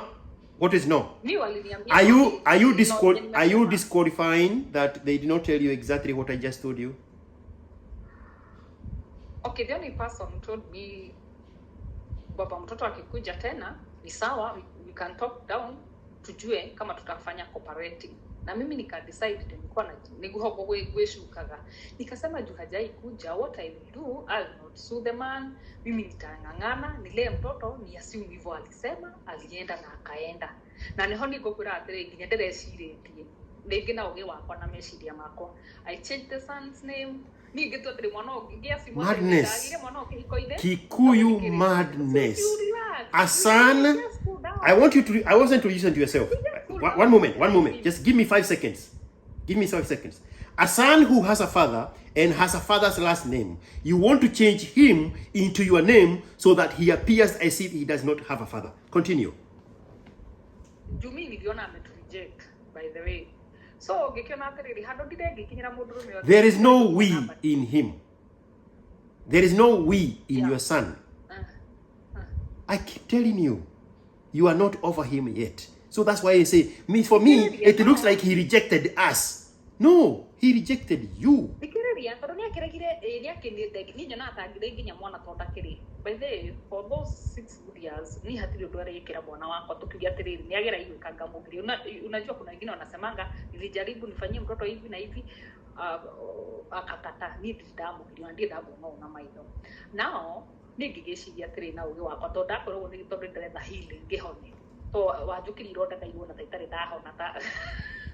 Now ni ndate tiriri. The damu divorce ya. Do what next I'm doing? I'm going to change my son's name. Tondrenda handu turikuruhanaga atenga mwana ni arendekana kitaru ati cukuru agathia gethwo ringi mwana wakwa ngane arendwo athie na kwate kida ona guthie nja wa bururi ethwo ngacaine maratathi acio ya ndathia ngaki. So we did to take a full responsibility. Ona wakiri ni ajuririe divorce akijuria tabii unataka tukimaliza hapa twende kotia watoto.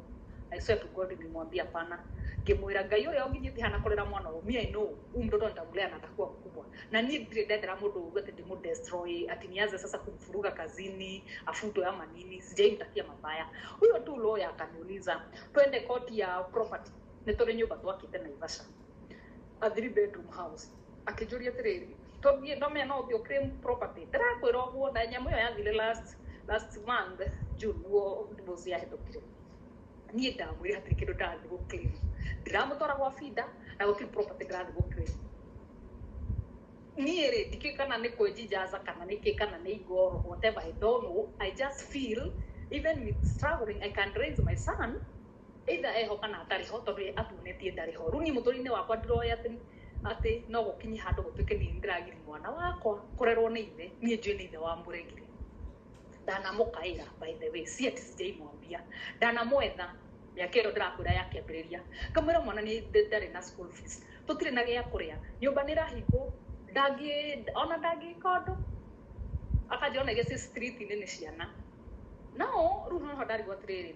solution ni iriku mundu ni ithu tugibati gukimwetha na yendage twethaga ni akimuvire on mwana wakwa ni manenye nyonage na stress ni arakiona maundu ma baba ndakiri ni maragithie cukuru taru harare na ni marathiaga mahinga cukuru marathiaga Mombasa for tour trip yari hago 20,000 25,000 I couldn't afford na ndo ni mwana wakwa kiundu kuni kia muhit na ngona na hoji ko jira ndeto cia baba kingiciria hiya kisia materi hive agikiuma hau ni akikimurihinde but civiru yakwa ninyo ni akigera such a situation no ngarigo ingika atia rĩu nĩho gũkĩenda kũmenya atĩrĩrĩ the way forward kupona ni gani.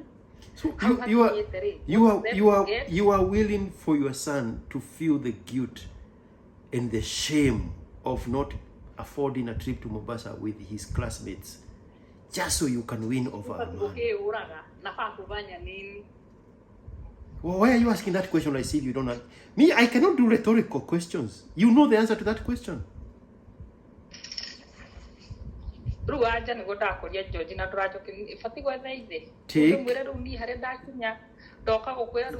if I say yes to that question, what is going to go through your mind? But he came saying he wanted his son. But what if what if we will never know? What if is an excuse you are giving to continue with your madness? Aya herere solution ya rere tumwite etikire kana fati kumurekereria he ige ya rere. Send me his phone number right now. Text me his phone number right now. Let's put him on this phone.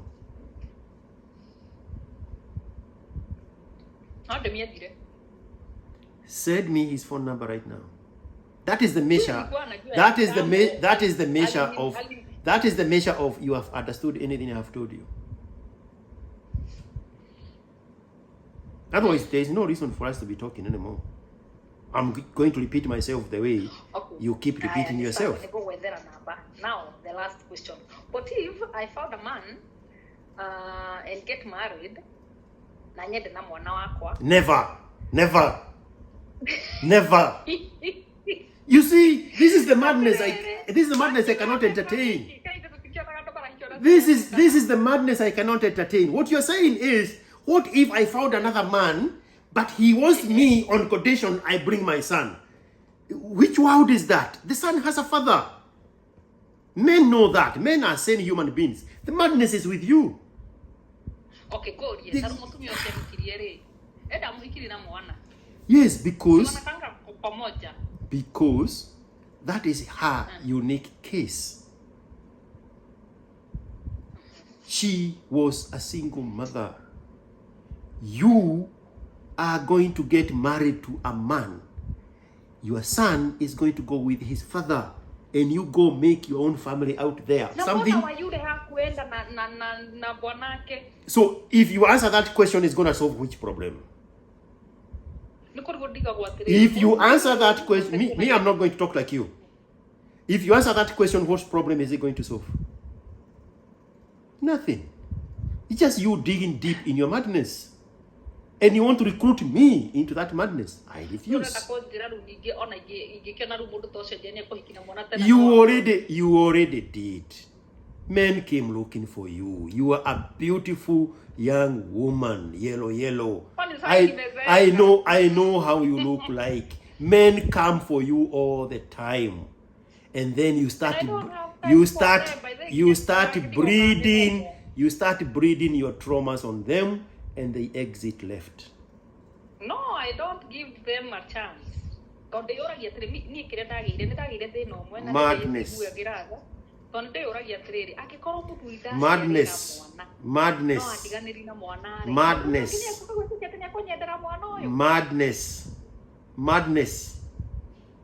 Madness. All the excuses you are giving is just to stay in that madness state. Every excuse is like, I am so invested in this madness. No logic can get me out of it. I'm going to go down with my son. Or a friend, eh? Say that again? Either as a friend or a sister. Now, kurigana ria waigua story yakwa ri na haria nginyite ri ungindeithia atia ndukindeithia move forward tondu maundu macio mothe njikite ringi no rimu wakwa ndiri na mundu wa consult yani so no, you cannot say you don't have people to consult. You even try therapist. They didn't tell you what you wanted to hear. So what difference does it make today? Because I also will not tell you what you want to hear. I will tell you what is true. What you need to do is take the son to his father. If you want me to negotiate that, if you refuse, that's what I was saying. I will be here with the evidence. I will be here with the evidence. We will call him together. That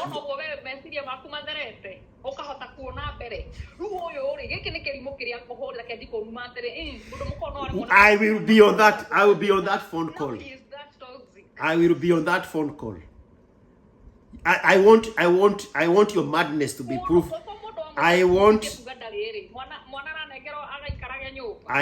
your madness to be proved right on the phone call. I want you to say, at the end of that phone call, I want you to say, George, sinilikuambia. Because you want to dig into madness. Save that one as the ultimate price. George, sinilikuambia. Haya, iya mwisho nao. Sasa, theisi, ona toge muhorera thimuri. Auge mwana ego thiguikaraga kwa ofati kuneana mwana wako agaikare kwa. Say what? Na ndukajokeria urakarite. What are you saying? Ndirauga atiriri. Maybe tumpigie ajie urimu ucio wakuga ati no ateithire mwana ni gutwarwo kwa mundu mukocio akamurere. Anafaa sasa apatiwe mtoto apeleke huko. Kupeleka wapi? Huko kwa huyo bibi yake. Hapeleki kwa bibi yake, anapeleka kwa nyumba yake. Kwa nyumba yake kuna bibi na kuna wasichana watatu. Unadhani ni furaha ya huyo mwanamke? Hiyo sio shida yako. Hiyo sio shida yako. Rumona wako iko maudo maria mothe agiko. You see, madness. Go find somebody else to talk to. Me, I'm done with you. Bye. Okay. You wanted to hear what you wanted to hear. You know what you need to hear, but you don't want to hear that. So even when you come to the cliff of reality, then you start digging into your madness. Now what next? So has he said that?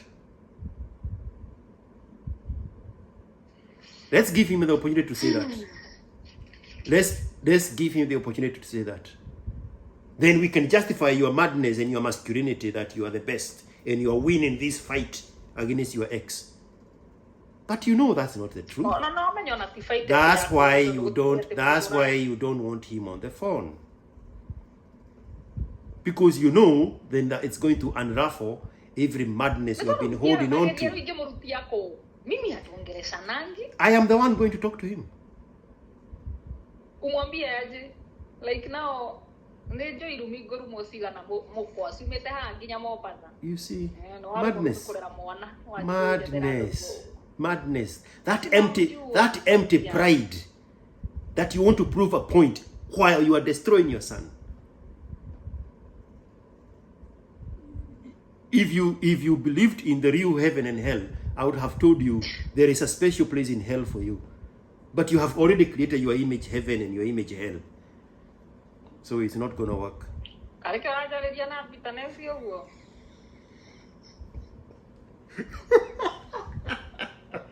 Because I know that I know exactly what you are doing to your son. You are not my first rodeo. I have seen this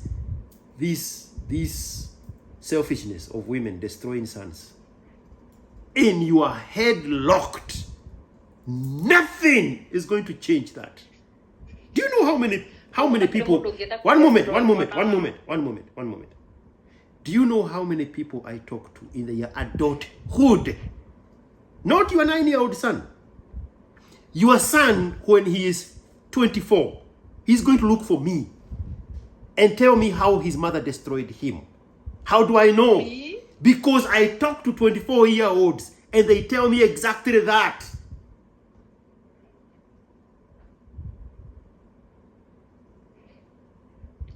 Don't you know na talking already about those who are going to take responsibility? Why is that your question to ask?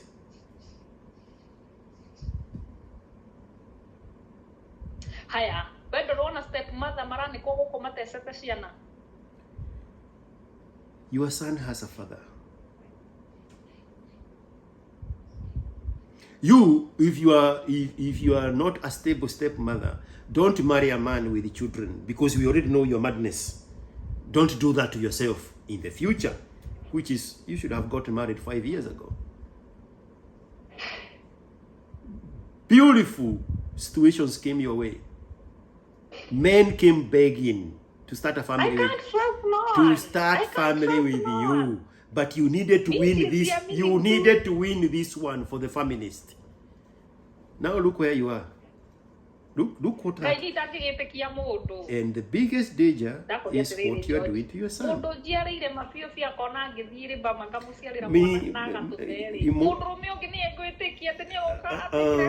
Emotional blackmail cannot work with me. You can tell that to your friends. Me, I don't know what to do with emotions.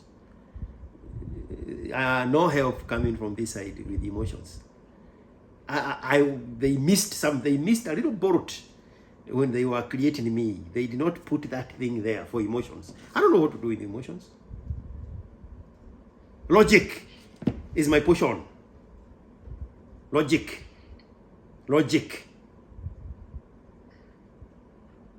Yani we ndungenda nyone mundu ungihike tukene na mwana wakwa. No. Hiyo nayo umesema pia ni mbaya. That condition of your son is the reason you are still single. You have wasted 6 years of your beautiful young life. I know how you look like. You have wasted 6 years of beautiful life. But those years I couldn't feel. And good men are still approaching you. There is a man waiting in the wings for you to hail. That's why you are. That is why you are calling. That is why you are calling me, because you are in the fork in the road. There is a man who wants you, and there is this fight that you need to win against your man. Mwenye ulipata ni mimi nilikuwa nimekutafutia.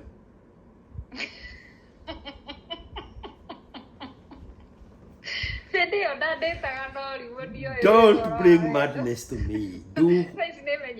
Do what is needed. Now I need a mature person. But you have three men to choose from. The day you give your child to his father, The following day, you are going to say, now I am spoiled for choices. Karaoke, John, and Getao. Which one should I go to? And then you start profiling them. Because they are already there. They are still there. Your looks keep them hopeful. But they may not wait long. I know that for a fact. You don't want to talk about that because you know it's true. I swear, my dear. Do you know what? Me I don't know I don't see all me the death okay, no many I was not exposed kwa mambo na mapenzi ni bora vitu kwa wale ule ani destroy ni death ile na ni hidi dress ile ya trade ya tinginyogo ruda move on nune go love the second chance of which now I'm more worried unapata jamaa mwenye anakuwa approach it's a married man now tena unashindwa guy. I think that is the best punishment for you. I think the universe is preparing. What do they say? What is that thing they say? It's doing push-ups in the crowds. The hate you have for me, man. No. What is that thing they say? It's doing push-ups in the crowd. I was innocent. My God. I think the best punishment for you is to be married by as a second wife. And I can never do that. So that this madness, this Kikuyu madness in you can be put in check by two adults. So that you can become a woman again. Don't you think that is the best thing for you? No. How old is the married man? As long as how old is the married man? Is 38 to 40. How many children does he have with the other woman? Only one year approach. He has 3 kids. The first born at university. Alafu ananidanganya bibi yako Canada.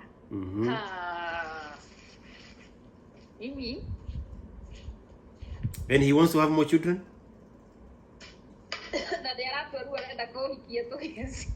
Does he want more children?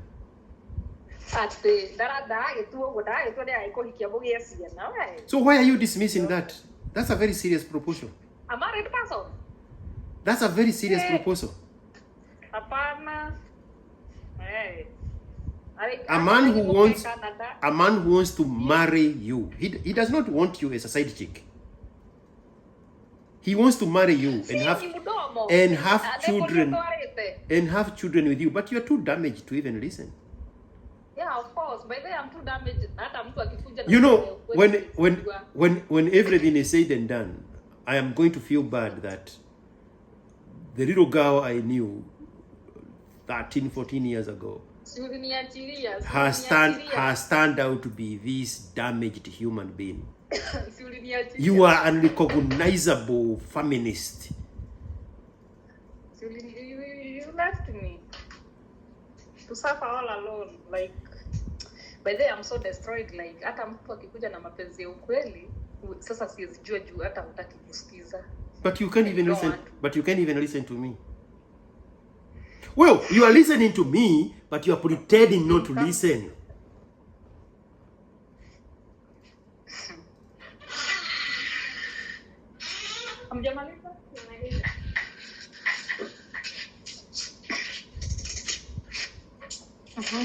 Are we done with this phone call? No. Sawa, simfunge.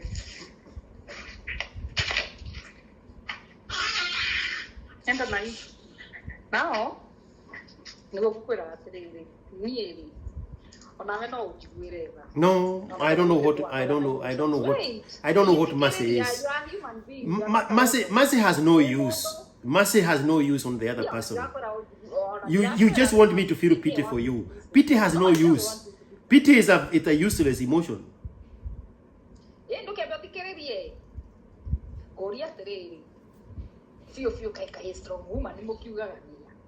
Oh, you want the medal. Okay, now let's talk about that. Now I'm going to start listening to you. You want the label of a strong woman. Let's work with that one. Because that's what you want. But of course I am. You want the label of a strong woman. Okay. Let me help you how to damage your son the most so that you can emerge at the top as the strong Kikuyu black woman. That's what you want. Before long, you're going to start wearing that, I don't know, it's the Mothers Union or Women's Guild, the blue uniform.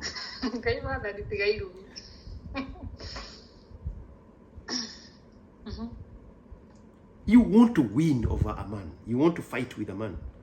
You want the label of a strong. You just brought it up. Strong, independent, black Kikuyu woman.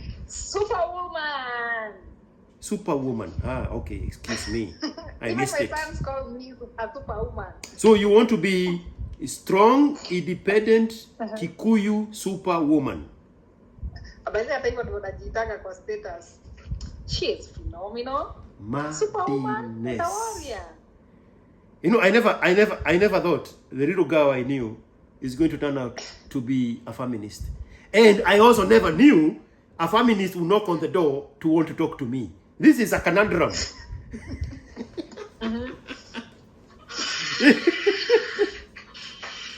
Today is my special day.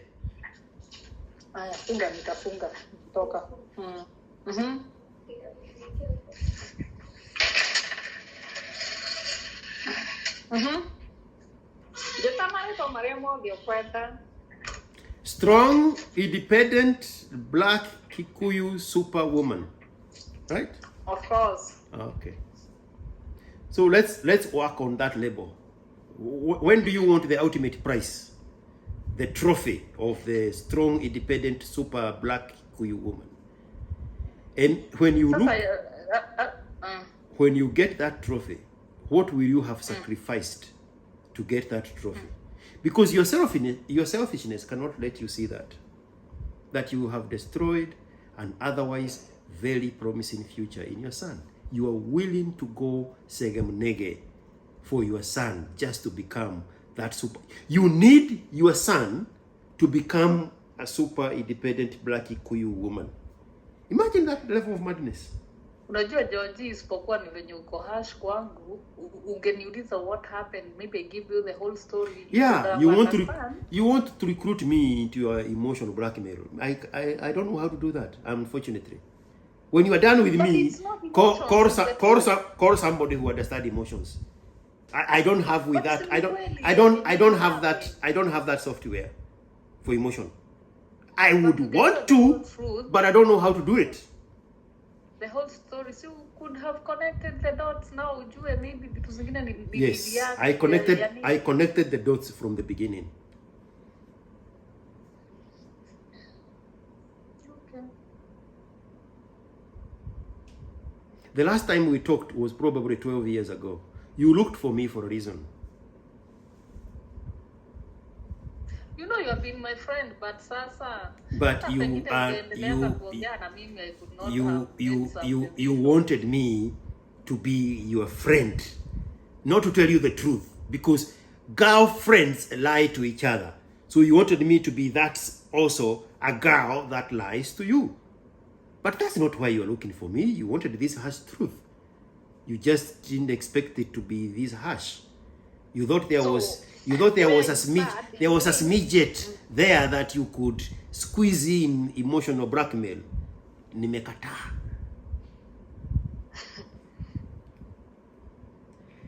Are we done here? Where you stand? So do you want to call him today or do you want to call him another day? I've never talked to him. So I don't know. That is not the question I'm asking you. I am the one who is going to call him. I am the one who is going to call him. Do you want me to call him today or another day? I have to look for the number first. Okay. Fight the number. If you don't hear anything else, this is the only thing you're going to remember. Fight the number, send it to me, and then we are going to call him another day. We are done here so that you don't forget that we added the call so that you can find the number. Mimi sio wenu. So what do you mean? Kusema hivyo. We are going to talk next when we have him on the phone. But siku anakupigia tuongee mambo yake. It is. So sasa utanisikiza sasa mimi. No, we are talking about your son. That needs to be with his father. We are looking for the way to safely do this hostage exchange program. I am the United Nations Secretary General Kofi Annan that is going to oversee the exchange, hostage exchange. Are you going to lecture him there? You have lectured me. Yes. Yes. You tell me the things. You tell me how hard. You tell me how hard you want me to go on him. And then is so rude. He's going to speak madness. No, men don't speak madness to other men. Men don't speak like that to other men. He has no respect. To you, because he's done with you, and I mean, he knows you. If you were a man, you would not want you. That is why. But that time I was not like this.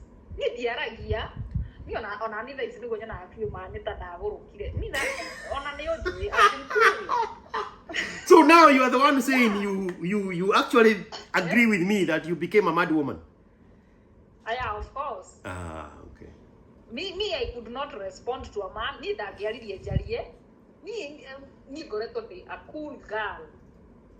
But the traumas I think the problem is, and I wish that was the conversation. The problem is you're not even ready to talk about your traumas. So that is after we do the hostage exchange, then we are going to come back here and talk about your traumas so that now we can prepare you for the next guy. At that time, you're not going to resist to face your traumas because we are doing it with an end goal. To prepare you to go back to the girl that you used to know, that you used to recognize. Not me, you. You are even saying yourself, you don't know what happened to you. We are going to take you back there.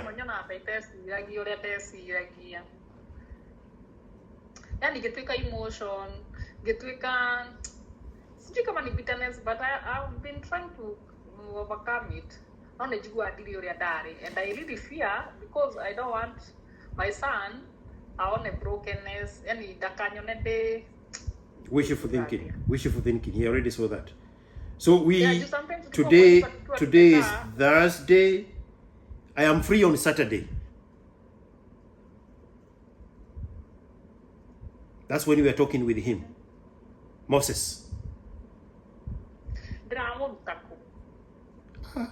You just said. That's why I said you are going to fight the phone. That's why we are ending the conversation here so that you don't forget. No, we will deal with that when we get there.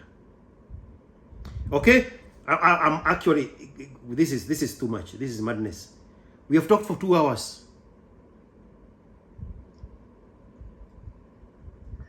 Thank you for your time. No,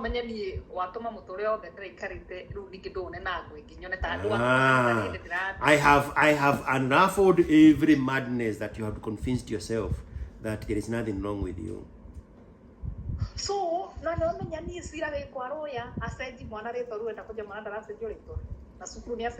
so you already changed. You already. Where were you? Like the 2 years ago. To do what?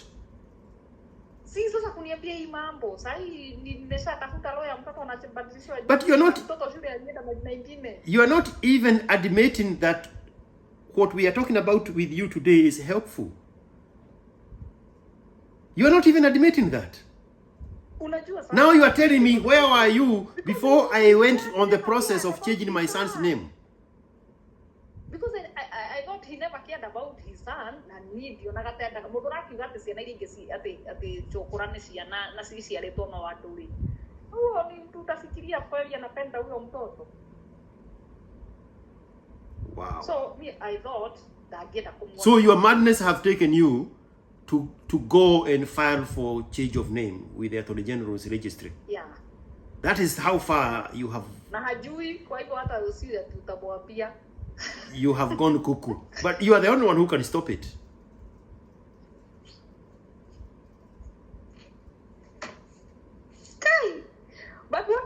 reconnecting aya ino na uthikirito kire ngathi munago karugano kanini ka hau thutha nifa ndahika ko baba wao he muiritu riendaga ngahikio ngano cia kwao ndaigua makiuga. So you're going to go look for all the reasons to hijack. You are looking for a reason to. No, I don't want to hear that story. I don't want to hear that story. No, I don't want to hear that story because you are now looking for a reason to hijack everything we have built on.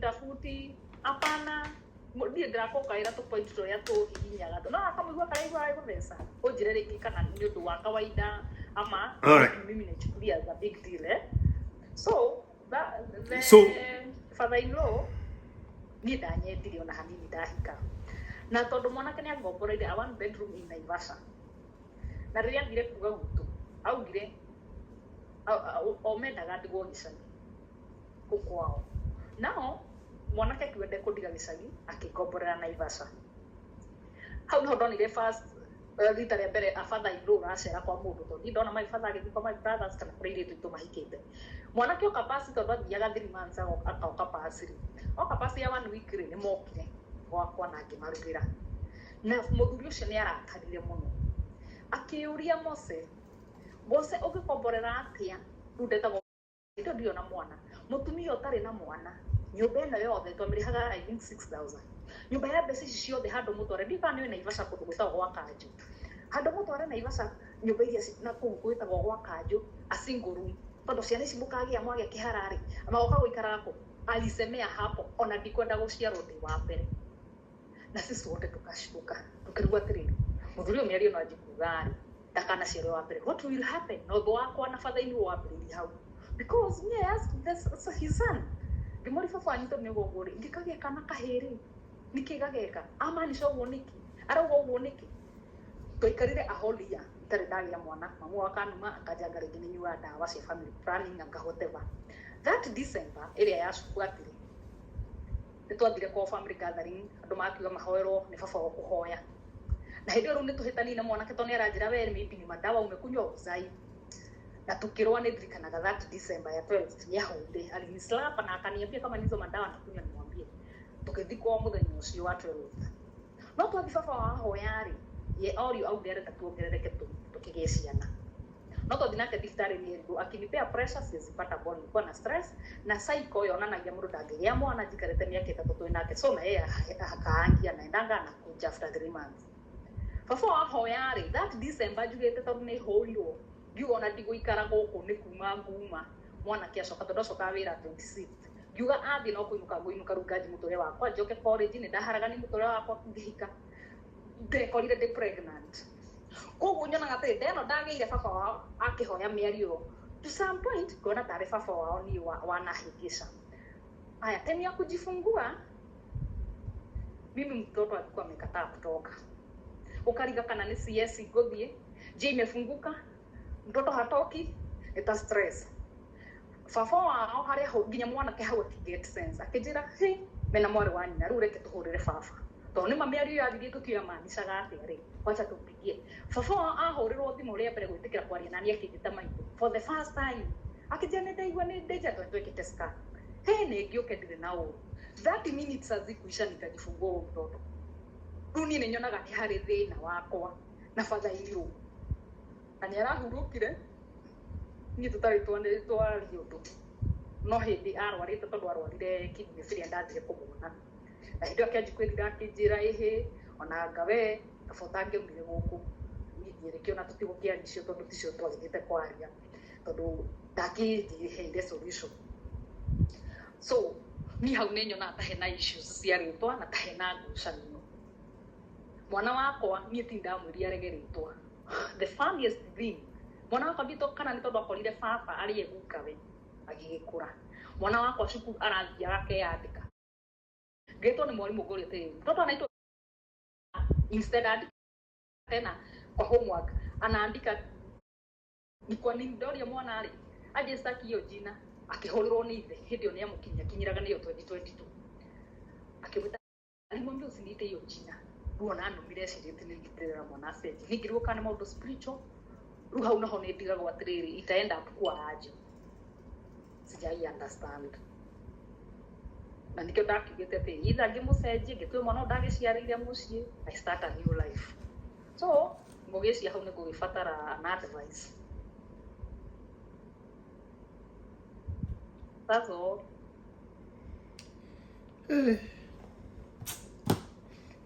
I think Kikuyu community needs to be dismantled completely. We need to come together and completely dismantle anything called Kikuyu, and we completely forget there is something called Kikuyu. Yeah. This madness in Kikuyu land is just too much. The most primitive human beings. So now your pregnancy journey is being affected by the words of your father-in-law. So me, I thought so. It's only possible in Kikuyu land. Yeah. Tondu riri muthuri uyu ri arafu nona ndagia mwana riu ni kurora maundu tondu ni magituika ni magikikaga mwana o tondu ni agio hihi uri atekwendagwo ri mwana ucio ni ndaregire nake guthia ruku kwao na haria ndathirire nake ri na tio ngoma na tio guruki ndirakwira kwina family gathering makithingiriria muno ngiona tournament ni ma invite ciria kwathi hatikagie giconoko no ndathi mwana ucio anjirie kuhingana agituika ni agia sinuses mwana ucio twaragire kwa ngothi okoni North Kinangop Hospital na mwana ucio agituika ena sinuses na ni anjia guthiaga ENT ati na ni akaoparitwo mwana ucio kuma hau akenji kurwaraga akalira go tukudeika mwana ucio mutwara thibitari ndari handu I had to brought him to take him to kuri muthuri ucio ndamumiririo ngira the sun imani baba wanyu nie miario ria aririe atangikaugo ko ndire na thayo akinjira ihi yugo ti wega nie ndathire ngimaumirira nikafanya shopping nikaenda jioni nikawakuta kimura ndo muthuri wa kanitha you are the son mwana no watitwo yini ndoko hoere mwana uyu ahoire hau mahoya tari ma jokes ati dawa icio uranyo nicio cia muico nitwari ng'ombe mwana kia gurite kwao ati ona ni ugokaga tukarithia nawe and I swear icio mwana ucio ndacokire kukarwara ringi hakugujekanga tena no he mĩario baba aragia kana kauge kanini tondu jifunguire mwana ucio kwao ni aturaga numaga muno muthuri ucio ni kuoha mwana pampers na ni wega atiriri mundu akamaka muno eciritie ni muturume ararera akore ati hatire wira just because nafunga mtoto pampers akajuria atiriri eraga rutari mutumia wake ni kundu ngereire matroma ni no ngai ungihonia eraga mutumia keta ati kafogo ndahikanirie ndi wa tene do you know why ari mwarimu ni akiragia utungu tondu riri ati atumia thiko ici they are so much proud mundu ndangihura giko kia mwana wake ngorio we ni utaraga ne mbeca cigano thia gutekia ro muthenya mwana kio nake rondaga akigure pampers tuhe mwana na fina ni kina ngofu ni kuraura ni ciagire koma so mimi watu ari ni traumatized ginyongo ndagia kana uguo yani so me that family uhoro cio wa mwana ritwa hapo sijaijua tondu muthuri ucio ahuruka ni tutari twera na atiriri kana uru uri naguo ni wathiria na uru but you just said you went to see him in the hospital and he released all those Kikuyu nonsense. You just said he did, but you need to still need to hold on to it.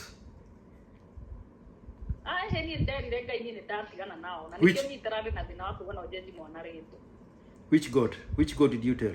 Is that the same God who told you to change the child's name? Tu George dakwira tonda kwa maundu maria trauma iria ni ngereire no ngai ungihonia. I've been a lot na ndiogo ndu wa sympathy kana ki no ndirakorwo tondu no muona mundu aika maundu tari kuguruka titakuguruka titatia no ni tundu turi orona aya kihiko kiu wagerera na mathina uguo giciri ni kulast gitina last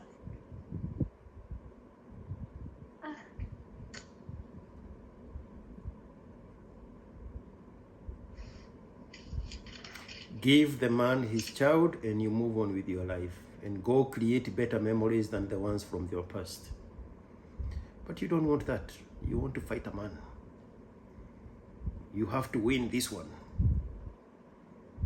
Sindio?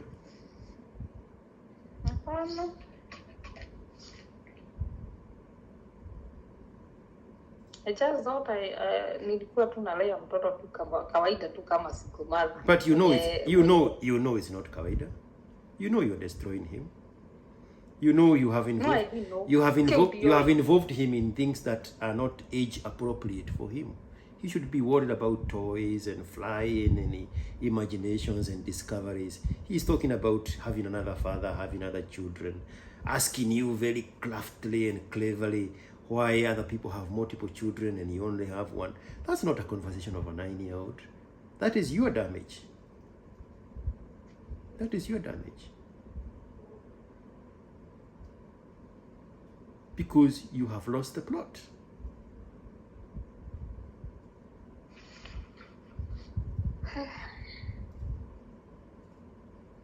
Unajua sasa ni venye unahitaji as if unajua the other person. You see, you still want to win. You want the medal of strong, independent, black, super Kikuyu woman. Get the label. Cut the nose to spite the face.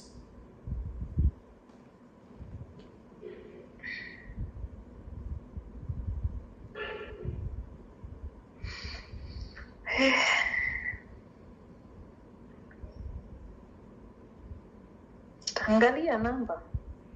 If at all. Kama hiyo ndio itawaka. Saturday, the day after tomorrow, we're gonna talk to him. Narugodi George, if you okay. Ni ngumu, lakini sasa Mungu labda atasaidia. Tondũ kana no uhote kutuika comfortable ati bwana ina mundu ungi. I don't know. The devil is still whispering at you. Right? Haya, na hiyo ya nini? Ya kulipia kama mtoto shule ya kujange kumuona. Hiyo hai make sense. Me, I'm not going to talk about madness. I don't know how to do that. So mkiongea naye utamwambia achukue mtoto wa bebe. Si wewe ulisema hataki mtoto. See, we'll find out. See, I told you to prepare the final statement. George, I told you. That is your final statement. Because you want me to validate you blindly. No, I'm not going to validate you blindly.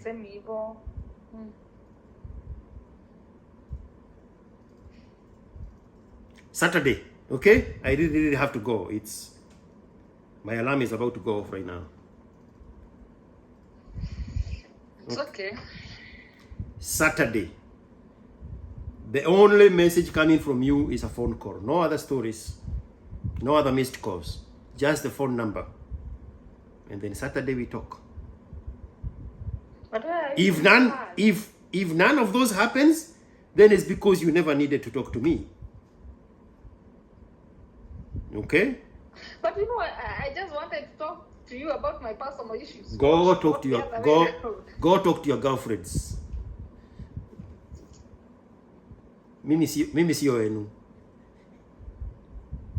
Sasa watu wote unaongea na wao wanasua wewe. But they are willing to listen. You are not. The big difference. Big difference. Okay? Saturday. I'm waiting for you to say okay so that I can hang up. It's all right. Okay? Send me the number on Saturday, then we talk to the guy. Okay. All right. Thank you.